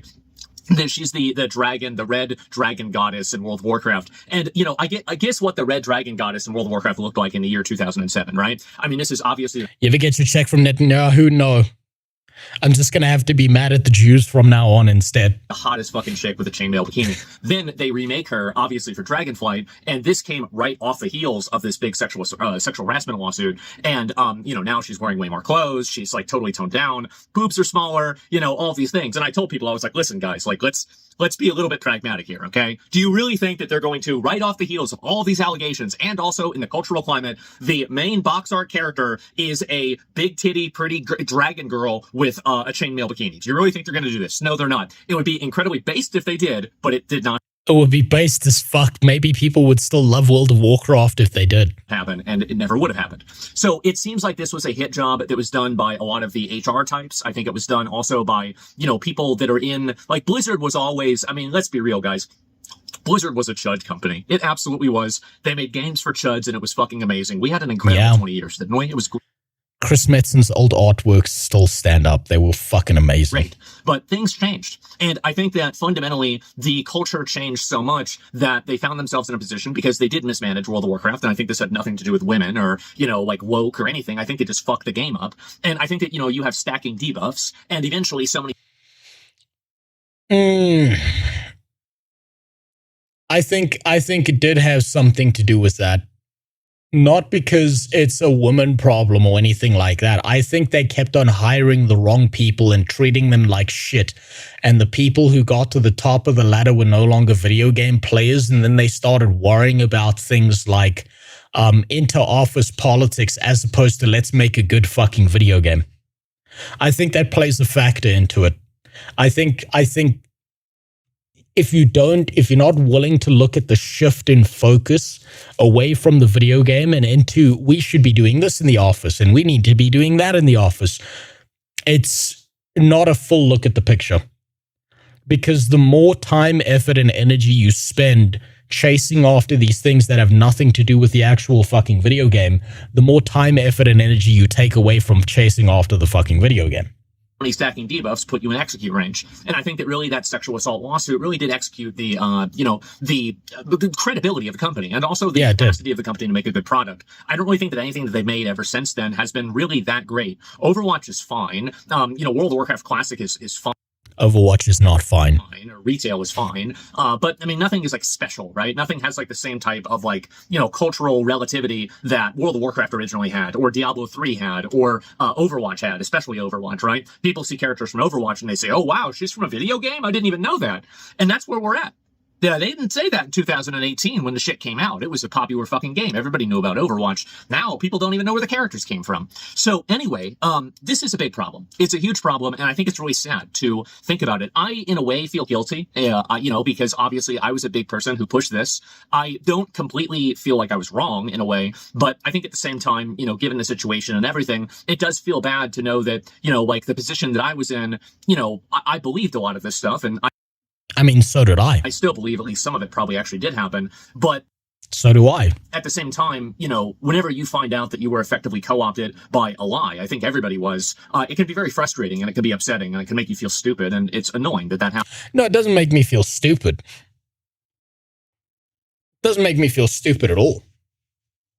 Because I understand why I believed it. Sometimes you get things wrong. That's life. You can't get everything right. In the Chud timeline, they throw those accusations at Blizzard, and 1 week later, there's a special event where every female character is permanently stuck in a bikini. You're trying to turn this into that one anime beach volleyball game here, Green Sky Wizard. How does he have such a shitty mic? Isn't he turbo rich? He's lazy. That's why. He doesn't give a fuck. He can do whatever the fuck he wants. If you're turbo rich, you can live however the fuck you feel like, and it doesn't matter what anyone else has to say because their opinions are invalid because you've got money and they don't. Happened. And I think that fundamentally now, one of the worst things about this is, I think this is the worst problem, is that whenever one of these big controversies happens and then it manifests into effectively nothing and it's even recanted and taken back, I think that what that does is it poisons the well for future survivors, for future victims to be able to come forward and talk about bad experiences. Yes, absolutely, because now no one's going to believe anyone that this shit does happen to because, this is just more of the same shit as before. This is the problem with false accusations, is it fucks up women. It fucks up women who actually go through this shit. Ruins their lives. Because now it's not, he sexually assaulted me. It's, yeah, but did he? Did he? Or are you just being full of shit, huh? They had. I might be a chud, I might be an asshole, I might be a bit of a sexist, but I don't think anybody should expect to go to work and be sexually harassed. I don't think anybody should expect to be touched without their consent, and I don't think that any of those things shouldn't warrant you getting fired. I think if you treat a person that way, if you invade a person's personal space, if you grab them in a way that's inappropriate, I think you need to leave the company. That's just not something that we do in civilized Western society, and I think that that's been the case for a really long time. Not just leave the company, but if it's proven that you did this shit, if there's evidence that you did this shit, you should be facing jail time. Maybe castration. And that's a good thing. But at the same time, I think that you need to draw the line and understand where a mixed signal or maybe an accusation isn't necessarily the truth necessarily, right? I'm not saying it isn't always the truth, but sometimes it's not. And so I think that really this should give people another reminder to trust but verify. It's important to make sure that we listen to what people who are, potential survivors or people who are, victims of these types of behaviors, we have to listen to them and at least to a certain degree understand what they're saying to be potentially true in order to investigate and figure out whether it actually is. But at the same time, I think that especially then, and even now, we need to take ourselves away from the perspective of just looking at it from the dimension of, okay, well, this person said this, let's take it with zero evidence, right? And whenever you really go back and you think about it, and this is something that's important to keep in mind, what evidence really was presented? What evidence was really out there that Blizzard had all these huge problems? Well, Jason Schreier wrote a book, don't you know? Oh, fuck. Saying this, right? There were no real pictures, there were no videos, there was no chat messages and anything that was leaked out or anything like that. It was just simply a, basically a he said, she said situation. Wait, have you heard of the shopping cart test for if someone is worthy of being in a civilization? If so, agree, disagree. Oh, you mean putting the shopping cart back? I'd say it depends. right? It depends. Societally, it depends. And I'll tell you why. In my third world nation, we don't have alarm systems. We don't have any of that shit. When you park your car in a parking lot, there's usually a guy in a yellow vest who's a car guard, right? And he's there to prevent anyone from stealing your cars and shit. When you get to your car and you take all your shit out of the shopping cart, right? Not that anyone can fill a shopping cart anymore with stuff. What you do is you leave the shopping cart to the side, because what the car guard's going to do is he's going to take the shopping cart back, right? And when he gets back to you, then you can give him like some of the coins and shit that you've got in your wallet and stuff. And it feels to him like you're justifying his position there, and you feel like, okay, he's done me a service, so he should get paid for it, right? So there's a societal kind of cohesion there that happens, at least in my country, where it's like, it's part of his job. Don't do his job for him. He wants to do it, and he's doing something good for everyone else, right? So a lot of the time you would leave it on the side and he would show up and do that. And so like you kind of don't want to fuck the guy over, because he's trying to do something good. At least he's not out fucking breaking windows and puncturing tires and being a fucking animal. The guy's trying to do something good, and you got to respect that to a degree. Now, if you live in a country where that's not happening, where you got to take your own shopping cart back, where there are no car guards and stuff, then yes, I think it's not really like a thing. It's like a key indicator, right, of whether someone's willing to behave civilized or not. I don't even use carts. I got the reusable bags. They carry the shit. Same. I don't use shopping carts anymore unless I'm like carting my kid around in a shopping center because I can't get it a whole fucking stall because 2-year-olds want to run off in every goddamn direction they can. So he's a trolley boy, but gayer because he exists to stop robberies, but probably not. I would say he's a trolley boy, but actually more masculine, and I'll tell you why. Because multiple times in my life, someone's tried to break into my car, right?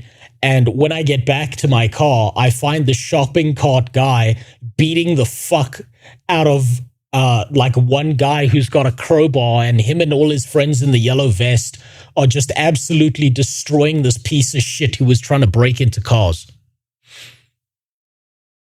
Like, I've seen them actually defend cars. I've seen them actually do that shit. I know because I drove him to the hospital afterwards because he was bleeding from his head because the guy hit him with a crowbar and he still didn't go down.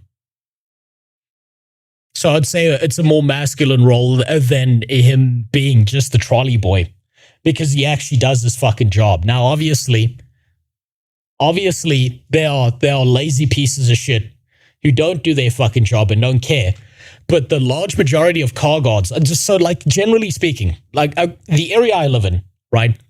I tend to go to the same places. And so usually I know a lot of the car guards on like a first name basis and stuff like that, right? And they'll recognize you, you'll recognize them and stuff. And if you're the kind of person who, like, whenever you've got like coins and shit left over or spare change and stuff and you give it to them, right? Those guys will risk their life to make sure that your car doesn't get fucked up. And I parked in some real fucked up areas. And it's happened multiple times. And I've seen it happen to other people as well. There was even a case in South Africa a while back where one of the car guards saw a woman getting hijacked, and her baby was in the back seat of the car.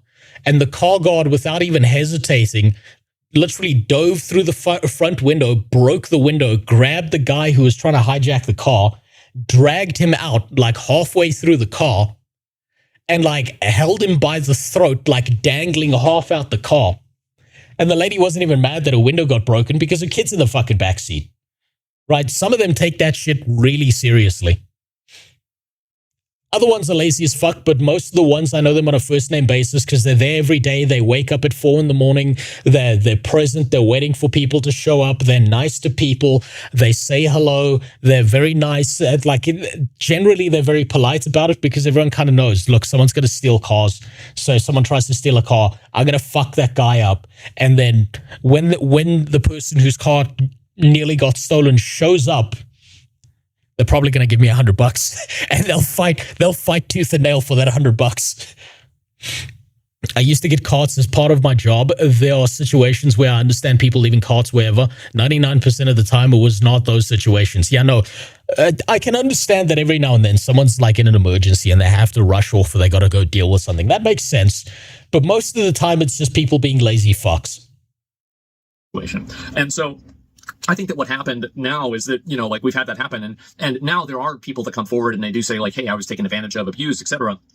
And because of the bad actions of seemingly the people in California and also Blizzard making these accusations or embellishing them seemingly, now it's going to be even harder for people that are legitimate to be taken seriously. And I think that's a very, very sad and bad thing to have happen. So really, to me, I am just disappointed in this whole thing. I'm disappointed to see what's happened. I don't really think that, like if this hadn't happened, Blizzard would still be making games that are on the same level of aura of, like the Warlords of Draenor cinematic. Like, I don't think that really would have happened either way. But at the same time, I think that it definitely would be better than it is now. And the more that I read the way the California filings, almost demonize the idea that they had a certain, dominant, gender or ethnic group that was running the company, and they looked at this as like an intrinsic problem, I realized that this seems to be a hit job. This seemed to be a instance in which they wanted this company to comply with an idea. I agree. This does seem to be a hit job. This seems to have been planned and coordinated so that they could eliminate people who were in higher positions who actually knew how to do their fucking job. They took full advantage of this. How's the job hunt? Fucking terrible. You have legit parking lot security at that point. We have a lady on a scooter watching the lot. Yeah, you guys are fucked. I'm sorry about that. This is I live in a third world nation. That guy who's a car guard is usually working, like he's putting in effort. He smiles at you, he greets you, he's nice, he'll help you with your shopping cart, he'll help you put the shit in your car.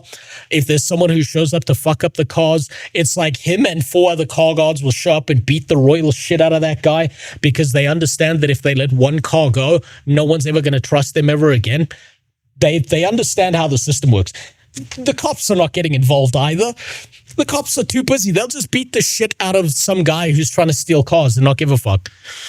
Ideology, and the company was not complying with the ideology, and then they weaponized different complaints and different legislative and legal and administrative and judicial things to punish them for not acquiescing and not basically playing along. And I think that's really sad to see happen, especially whenever you have a lot of people who lost their jobs over this. Obviously Blizzard, it's like you used to, a lot of people, like every game dev that I know, right, or anybody that I knew that got into game dev or whatever, they would always tell me like, well, the dream job is to be able to work at Blizzard, right? Well, now you don't want to work at Blizzard because people ask you like, okay, so who was drinking the breast milk, right? And it just, it's not as exciting as people. Yeah, the PR reputation damage is infinite from this kind of shit. People that want to know what the new WoW expansion is, okay? So it's a little bit awkward, you could say. So that's really the video I wanted to talk about. Right now, it's always going to be, I think it'll forever be a he said, she said situation. I think many of the accusations probably were to some degree true, but at the extent that they were, presented, it's probably not accurate. And it seemed like Blizzard was not accurate to the, woke identity politics agenda stuff.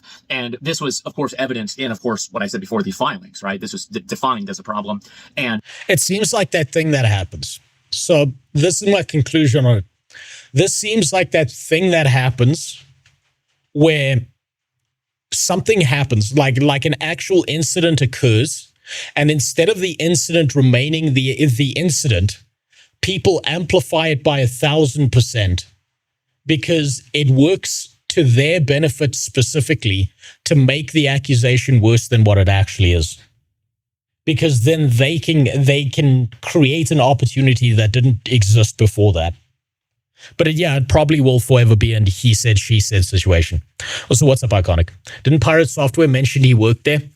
Maybe he was the breast milk thief all along. And fundamentally, I think that there is a war on, that type of culture. And the people that use these types of rules will do this, and they will weaponize and pull every lever they possibly can. Of course they will. It's important that us that are normal people, right, have to make sure that we have our guard up and not let these people subvert us or lie or take advantage of us like they have many times. And I think this is just one more example of it. And I wanted to make this video and talk about it and just kind of set the record straight, at least the best that I can, because I talked about it a lot whenever it happened. So I'd be curious to hear everybody else's thoughts on this and what everybody else thinks. And at the end of the day, I'll be keeping up with this as, more pieces of information arise. But ultimately, it's just really sad to see what happened. And I hope that, I hope things can get better. And I hope, obviously, we can move past this hysteria. I think that we already are, as evidenced by the amount of blowback and hostility for, these accusations now. But it's a long road to go. And we're not there yet, but I'm glad to see at least one of these things that was bullshit be put to bed. So anyway, guys, that's about it. Yeah, decent take. Got more out of that than the Jason Schreier video by a long fucking margin. I think he's right on a lot of this. There's nothing I can really disagree with him on, aside from the fact that I think that there was a push inside of the office because of that, and that forms part of the reason all these accusations happened. I think the whole DEI and the push, and there's got to be more women in the office and blah, blah, blah, and all of that shit, I think that 100% played into it. I think that's a part of it. And they just weaponized it. So yeah, not bad. Not bad. Okay. Former Blizzard CEO. Last one. And I'll give you my final hot take on this shit, and then we can move on. CEO Bobby Kotick pays a law firm quite a bit to make sure you read one particular sentence. It is the 5th paragraph of a lengthy legal document, and it suddenly went viral as though it's new. It was actually signed in December 2023. It was on the front of Axios at the time, and TechCrunch and Reuters, and the New York Times called it a stunning reversal. Activision put out a statement the same afternoon saying how gratified they were about it. Nothing about it is new, and nothing about it was ever hidden. Kotick's legal firm is called Clear Lock. They're infamous defamation specialists. And their job for the last couple of years has been writing to news outlets asking them to add that sentence to their articles. Reuters got one of those letters last October after publication and updated their piece. Stephen Totilo over at GameFile got one as well. Seems to be a nice gig, earning billables by sending emails to random journalists. But it has worked, because 2.5 years on, that sentence is doing the rounds as though it dropped yesterday. Meanwhile, the paragraph directly above it says pretty much the opposite. Here it is. Like I said, this makes 100% sense for a company like Blizzard to push this as hard as possible so that they look faultless in this. It is in their best interest to make it look like all of it was bullshit. The legendary paragraph 5 of the consent decree that ended California's case against Blizzard. No court or any independent investigation has substantiated any allegations that there has been systemic or widespread sexual harassment at Activision Blizzard, that Activision Blizzard senior executives ignored, condoned, or tolerated a culture of systemic harassment, retaliation, or discrimination. So something I just registered. What's really important about these lines right here is that they're saying there was no systemic push for this, right? There was no culture of this in the workplace. But what they're not stating is that no harassment or sexual assault occurred within the office. I think that's an important distinction. But pushing the sentence as hard as possible from Blizzard's side is really, really important so that they can make it all look like bullshit. Because people like to work in these false dichotomies and these false binaries. They don't see it as a sliding scale. They see it as a yes or no. Or that Activision Blizzard's board of directors, including its chief executive officer Robert Kotick, acted improperly. Honestly, if I had spent 3 decades running that company, I would want this in print too. But the full filing... I don't think I've ever seen someone who was found to be a sexual assaulter who didn't already obviously look like stereotypical one. We need to bring back physiognomy.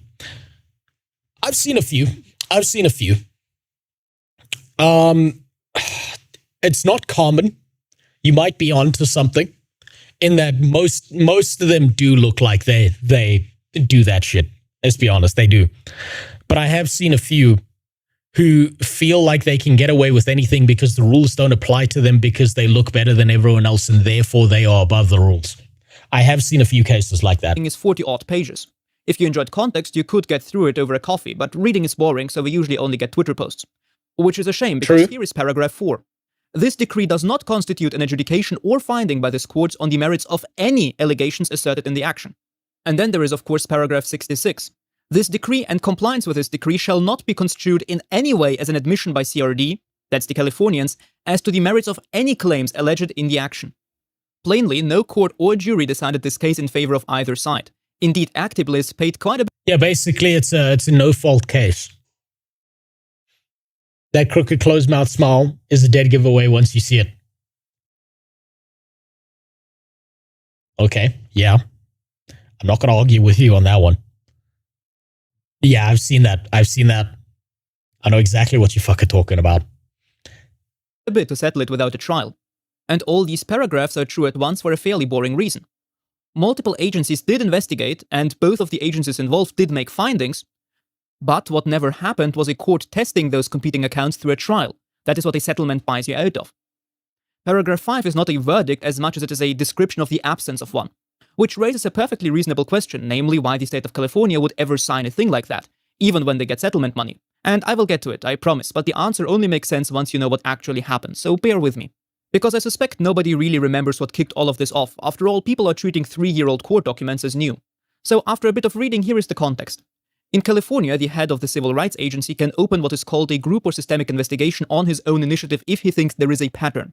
In October 2018, the director filed such a complaint against Blizzard Entertainment and amended it twice that year to pull in Activision Blizzard and Activision Publishing as well. What it alleged at that stage was fairly dry. Discrimination against female employees on the basis of sex, failing to hire or promote women, paying them less for the same work, failing to take reasonable steps to prevent discrimination, harassment, and retaliation. At the same time, the federal agency, the EEOC, was running its own investigation into harassment at Blizzard specifically. Then July... What does random video game footage have to do with this? He had nothing else that he wanted to put there while he did the voiceover. Usually, this used to be a trend, particularly with someone, if you remember, that Leafy guy, he used to put video game footage while he spoke because he didn't have anything to distract the viewer. Think of this as the proto version of the YouTube shorts where you've got some fucking mobile game playing in the background while you listen to a Reddit story that absolutely definitely happened and wasn't typed up by an AI. 2021. California sues publicly, and this filing is not dry at all. It's actually quite unprofessional. It alleged women were about 20% of the workforce while going off on tangents about women and girls making up... Is this the equivalent of a guy running on the train tracks? Yes. Almost half of gamers in America, which is a figure that only holds if you count mobile, and that is not what anyone means when they say the word. It alleged a culture of what it called cube crawls, drinking, and harassment that supervisors knew about and did not stop. Apart from grandstanding, it named 2 people, a senior creative director in World of Warcraft and the president of Blizzard, the second for allegedly failing to discipline the first. Activision denied all of it and has never stopped denying it. Their line at the time was that the description was distorted and in many cases false. Following California's lawsuit, something important to bear in mind happened. More than 2,000 of the company's own employees signed an open letter rebuking their employer's response. Following that pressure, Blizzard's president was gone inside a fort. Well, yeah, because they have the incentive to do this. Whatever you make of the state's filing, the reaction inside the studio was probably not manufactured by political operatives in Sacramento. Now the cast, because almost every bad take about this comes from people merging 4 separate proceedings into one imaginary trial. There are 2 governments in this, which is the single most important thing to grasp. The United States has federal employment law, Title VII, enforced by the EEOC, litigated in federal court. California has its own law stacked on top, the Fair Employment and Housing Act plus a State Equal Pay Act, enforced by California's own agency in state court. That agency was the DFEH until 2022 and is now the CRD. Same agency under... None of this that he's saying so far indicates that this was a widespread problem, because if it was, this would have come up in any of these lawsuits. Under a different name, I'll just use state. This matters because California's laws are considerably more protective of workers than the federal ones. From 28... What do I think is a more breeding ground for the dead internet theory, X or Reddit? Definitely X. It's definitely Twitter, because you can monetize off of Twitter. 2018, both agencies were investigating Blizzard simultaneously, and in December 2018, they signed an interagency agreement. The feds take harassment and retaliation, the state takes pay and promotion. Now, as anyone who worked in state bureaucracy will tell you, such agreements are pretty much worthless, just as this one turned out to be. Keep it in mind, though, because the state then went and sued on harassment anyway, the area it had agreed the EEOC would lead on. 2 months after the Californians went public with their lawsuit in September 2021, the federal agency announces a settlement. $18 million from Blizzard, covering sexual harassment, pregnancy discrimination, and retaliation, and it files the lawsuit and the settlement on the same day. The Californians were pretty unhappy with that, because in the state's telling, the feds had negotiated that deal with no state input at all in a matter the 2 of them had agreed. Like I said earlier, that's just Blizzard being like, I'm going to pay you $10 to fuck off. I don't want to deal with this. To split. And the release attached was broad enough to wipe out California's own claims under California law. The state also argued the decree might permit or even require the destruction of evidence it needed for its own case. So 2 government agencies who had spent 3 years investigating the same company together ended up in federal court fighting each other over whether the feds got to settle with Blizzard. California tried twice to force its way into the federal case and was refused both times. It asked for a stay from the... Ooh, this does look like an extortion ring. Ooh, if they're forcing their way over the feds, ooh, that's a we want this money kind of shit. District Court and the Ninth Circuit and was refused there as well. Its appeals never got a ruling either way because it eventually dropped them as part of its own settlement 2 years later. The approval fight ran about 6 months, and on the 29th of March 2022, the court entered the $18 million federal decree over the state's objections. That same day, the Governor Newsom's office notified the state agency's chief counsel that she was being terminated. I have no evidence whatsoever that they are connected, coincidences do happen, but her deputy, also on the Activision case, resigned 2 weeks later in protest, and both of them have since retained lawyers specialized on whistleblowers. If the current cases weren't confusing enough, in February 2023, the Securities and Exchange Commission, which is not an employment regulator and does not care about workers even slightly, fines the company $35 million. Its order finds Activision lacked adequate controls for collecting and reviewing workplace complaints across its business units, so management could not have known whether there was anything it was legally obliged to disclose to shareholders, plus a second violation for separation agreements that required departing staff to tell the company if the SEC came asking them questions. October 2023, Microsoft closes the $69 billion acquisition. In December 2023, California settles. Blizzard pays just under $55 million all in. 45 and Wait, I might be stupid. Did only California get the money and not the people that were essayed? It may have been an out-of-court settlement that they did with individuals, but because it was a group kind of thing, I think it was mostly paid to California and the government itself, yes. and $750 million covering worker payments and the administration of them, plus $9 and $8 million for the state's own lawyers. It files an amended complaint dropping the harassment count while keeping pay, promotions, retaliation, and document retention. It drops those appeals over the Fed settling, and this is the decree whose paragraph 5 is making the rounds right now. So when you hear harassment claims were dropped, they were dropped from the state case, the case where the state had agreed back in 2018 that harassment was the area the EEOC would lead anyway. The federal case was explicitly about harassment and nobody dropped anything there. It settled 2 years earlier on the federal agency's terms for $18 million. And it settled much more unfavorably for ActiBliss. That decree runs 53 pages, an outside consultant carries out unannounced audits at the company, meets staff away from management with no advanced warning to anybody's boss, picks his own interviewees, and can recommend the whole thing to be extended. Managers get 72 hours to report a complaint, and failing to is ground for dismissal.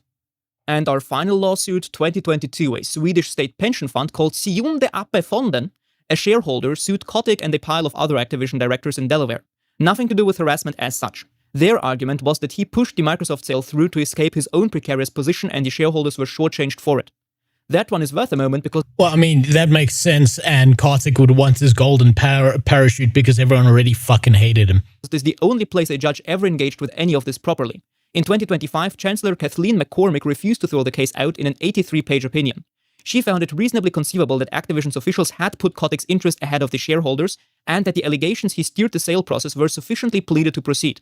She threw out the claims against Microsoft, though. That is not a finding that anything that was alleged is true, but it is a judge saying the core allegations were sufficiently pleaded to proceed. That is still the closest to a judge's opinion we have in any of these cases. Then, in May this year, the parties agreed to settle it for $250 million, subject to the judge's approval, of which Microsoft covers 40% and the director's insurance policy covers the rest. So that one never got heard in front of a court either. If that settlement is approved, somewhere north of $350 million will have moved across 4 proceedings, and not one of them ever reached a verdict. ActiBliss were plainly willing to settle, and the Fed squeezed a much harder decree out of them despite getting less money. So why did California sign one with paragraph 5 in it? What's important to mention is that as far as I can tell, it sits in the introduction to the decree, and the operative part does not start until several paragraphs later, where the document says in capitals, "Now therefore it is decreed, adjudged, and ordered as follows." Everything before that line is preamble that 2 sides agree to write down together. And look what else is in there. Paragraph 6. Activision Blizzard has maintained positive measures including publishing its first transparency report. Paragraph 8. Activision publicly released its pay equity review, which states there is no disparity. Paragraph 9, and this is my favorite, Activision Blizzard maintains that its data reveals women are promoted more frequently and faster than men. Maintains, has maintained, publicly released. Those are 3 paragraphs recorded. So this is this is the part where Blizzard investigated themselves and found nothing wrong. But on the other hand, they had to prove this to a court at the same time. The company's own claims, clearly marked as the company's own claims, which is an entirely normal thing to find in a negotiated agreement. Nobody screenshots paragraph 9 because the defendant maintains it did nothing wrong is not a story. Just like paragraph 66 is basically the state maintaining it was always right. Paragraph 7 is a bit sneakier. It says Gilbert Casellas, a former chairman of the EEOC, reviewed the company and reported no widespread harassment. It does not mention that Activision's own board engaged him. And then paragraph 5 stated flat in the document's own voice with nobody's name attached to it except Kotick's, which is exactly why that is the one paragraph Kotick's lawyers want to see everywhere. It is the only one that reads like a neutral fact when you crop it out of the context. So, if you're California, why sign it? Presumably because it looked harmless at the time, it wasn't a judicial finding on anything and no court had ruled, so the Or because they were getting enough money out of it that they thought this is as much as we're going to get, so this is where we're going to settle. sentence described a fact that was simply true in December 2023. The state gave Activision a recital, protected itself 60 paragraphs later with a line saying nothing here is an admission by the department either, and in exchange got $45 million for workers and $9 million in fees. That's my read on it, not something anybody wrote down. Words for money, basically. It was also, by that point, negotiating from a fairly poor position. It had lost both attempts to get into the federal case and both attempts at a stay, even though there were appeals still going. It had lost both of its lead lawyers in the middle of the case. It was 2.5 years past filing against a company that now belonged to Microsoft. Somebody in that spot signs an unfavorable preamble a great deal more readily than somebody perfectly prepared for walking into a trial. That is the actual failure here, if you want one. Somebody in Sacramento should have worked out that a flat, unattributed sentence naming the chief executive would outlive the monetary settlements by years. But as I said, the state was not in the best shape, leaderless and potentially unable to access documents they'd need during discovery thanks to the fat settlement. Which brings us to the last thing that does not add up. If nothing was ever proven, who received all the money? The federal $18 million worked the way you would expect, a claims fund. If you believed you had been harassed, discriminated... All right, well, this answers your question. This answers your question of where this money went. ...against because of pregnancy or retaliated against, you filed a claim and the EEOC assessed it. You had to come forward and say what happened to you. The money Blizzard paid to California works differently. The state was not suing on behalf of individual victims, it was suing as a public persecutor on behalf of a group. So the payout went to every woman who worked for Activision Blizzard in California between October 2015 and December 2020, plus every woman placed there by a temp agency for at least 90 days. All of them. You did not have to allege anything had happened to you. You did not... So if you just had a vagina, you got a payout. Nice. ...have to fill in a form, a check simply turned up in the post. What must have sweetened the deal for ActiBliz, cash the check inside 180 days and you were releasing your legal claims. Do not cash it and you kept your right to sue and got nothing. So the $45 million is settlement relief, not damages after a finding of liability. No court found anybody liable for anything and money moved anyway. That is simply how group enforcement actions usually end in America. Which is the thing I actually find interesting here. Investigators were paid to investigate and they did for years and both agencies came out with findings. What nobody anywhere did was finishing the job in public. Look at what each party wanted and you can see why it was never going to get there. The women, understandably, wanted compensation and an end to it, so no great appetite for a trial. ActiBliz, the company, wanted it finished before discovery got interesting and it wanted language it could hand to journalists afterwards. A couple million in settlements buys both. That is competent lawyering.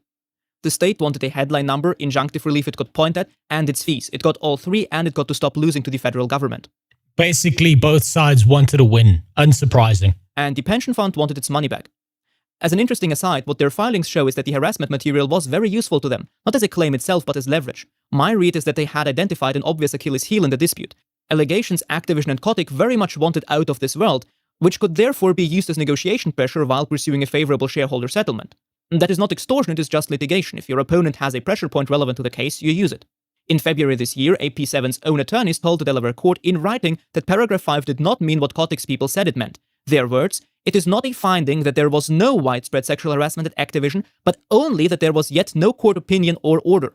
3 months later, they agreed to a $250 million settlement while acknowledging that their original claims had been based in part on media characterizations and that evidence had undermined parts of their case.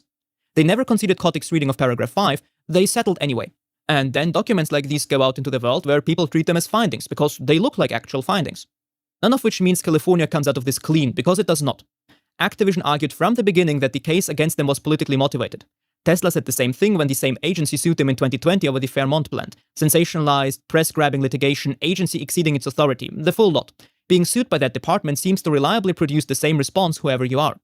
And the state made that argument extremely easy to make. Go back to the July 2021 complaint. It does not read like a wage dispute, it reads like an opinion column in some left-wing newspaper. It tells you women were 20% of the workforce, it tells you women and girls are nearly half of American. He's right about this. This just seems like bullshit. This just seems like yapping. Companies over a certain size in the UK are required by law to publish a yearly gender equality report. Some companies also get massive business loans, the percentage APR of which is lower the more DEI they do. It's the same in my country as well. They call it the previously disadvantaged fund, but what happens is if you're, so this is specifically meant for addressing like the problems with apartheid and shit, but here's the problem. If you're a highly intelligent, highly capable, highly functional black guy, and you are going to go get hired at a company, what happens is, or let's say you're starting a business, there's supposed to be business tenders and loans and shit that you can get from the government specifically for that purpose. But instead of it going to you and you being able to build your business and do good for the country and be something that's an economic benefit, instead, because the politicians are black and their family members are black, they give it to their family members instead so that the money stays in circulation with the political people and you get royally fucked over. And you can look into this, like we've got this massive problem in South Africa where the people who should be benefiting from these kinds of things, who have the capability and the talent and the skill to improve the country, instead fuck off to a different country and go live their lives there and go get employed there because they see none of that benefit because the entire government is corrupt and steals all that money and keeps it within their own family. They basically weaponized the idea of using this as a system because instead of it benefiting the people who needed it the most, they benefit the people who are the blackest. And the blackest people, according to them, are all their family members who already have infinite amounts of money. I think there was a problem. A lot more dirt there got covered up by the settlement people. Settle either because they don't want their laundry aired or they just want it to end quickly. There's the third option there. I do think that there was probably more dirt that Blizzard didn't want uncovered. But I think they more did it from a PR element and a PR perspective because you don't want this shit running through the courts for years at a time and people getting monthly updates on what the fuck is happening and then some new shit gets pushed into the media.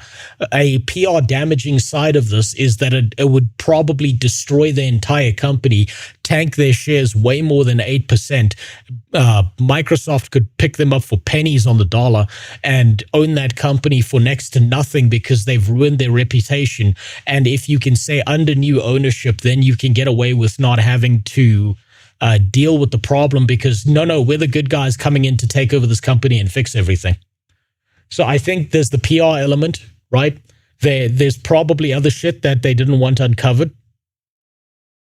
The people accusing them could weaponize it against them as much as possible and push it God, the guy's a fucking moron about a lot of things, right? But if you've ever read anything by Noam Chomsky, one of the things he said is that if you're going into a negotiation, the very first thing you do is you make your demands as unreasonable as possible because then they're going to move towards what you actually want.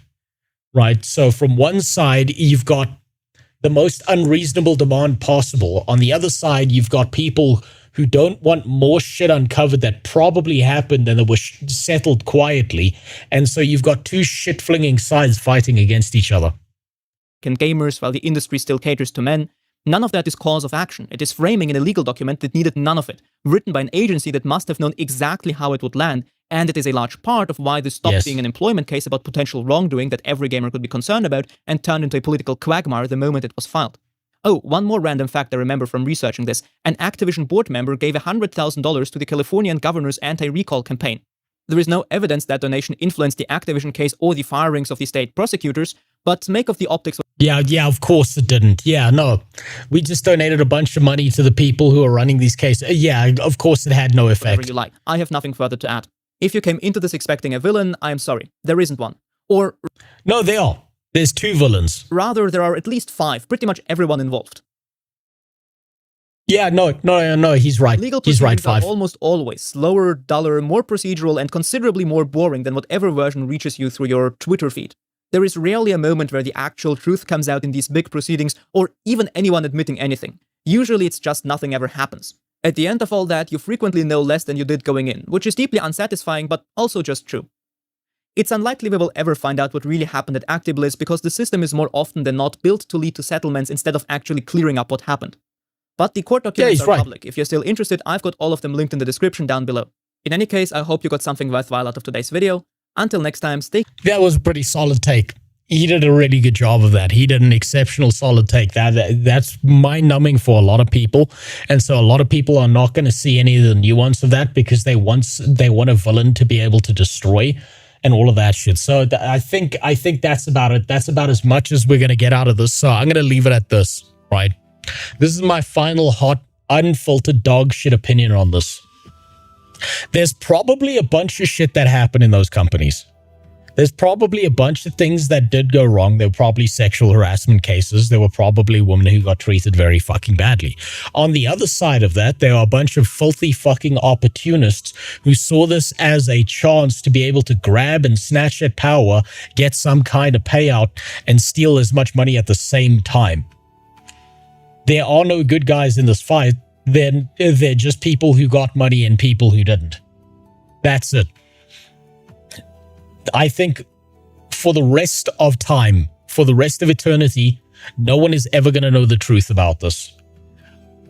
I don't think anyone is ever going to see this. It's always going to be a he said, she said case. We're never going to know what was real, what was not. And the only time we will ever get to confirm anything is when we see evidence, when we see proof, when we see pictures, videos, whatever the fuck else. And we are never seeing any of that because if we were going to see that, we would have seen it already. Do you think that there wouldn't be one employee who's fucked up enough to sexually assault another in a company that big? Of course there would be. Do you think there's not another employee who's opportunistic and shitty enough to find evidence and post it on the internet to fuck up their PR anymore because it gives them another bargaining chip to use? Absolutely not. Of course those people exist. Right? Humans are greedy. What a shocking discovery. Yeah, pretty much. Pretty much. Did sexual assault happen? Probably. Did people stealing breast milk out of the fridge actually happen? Maybe. Probably not. I think both sides are, it's just a shit-flinging competition, right?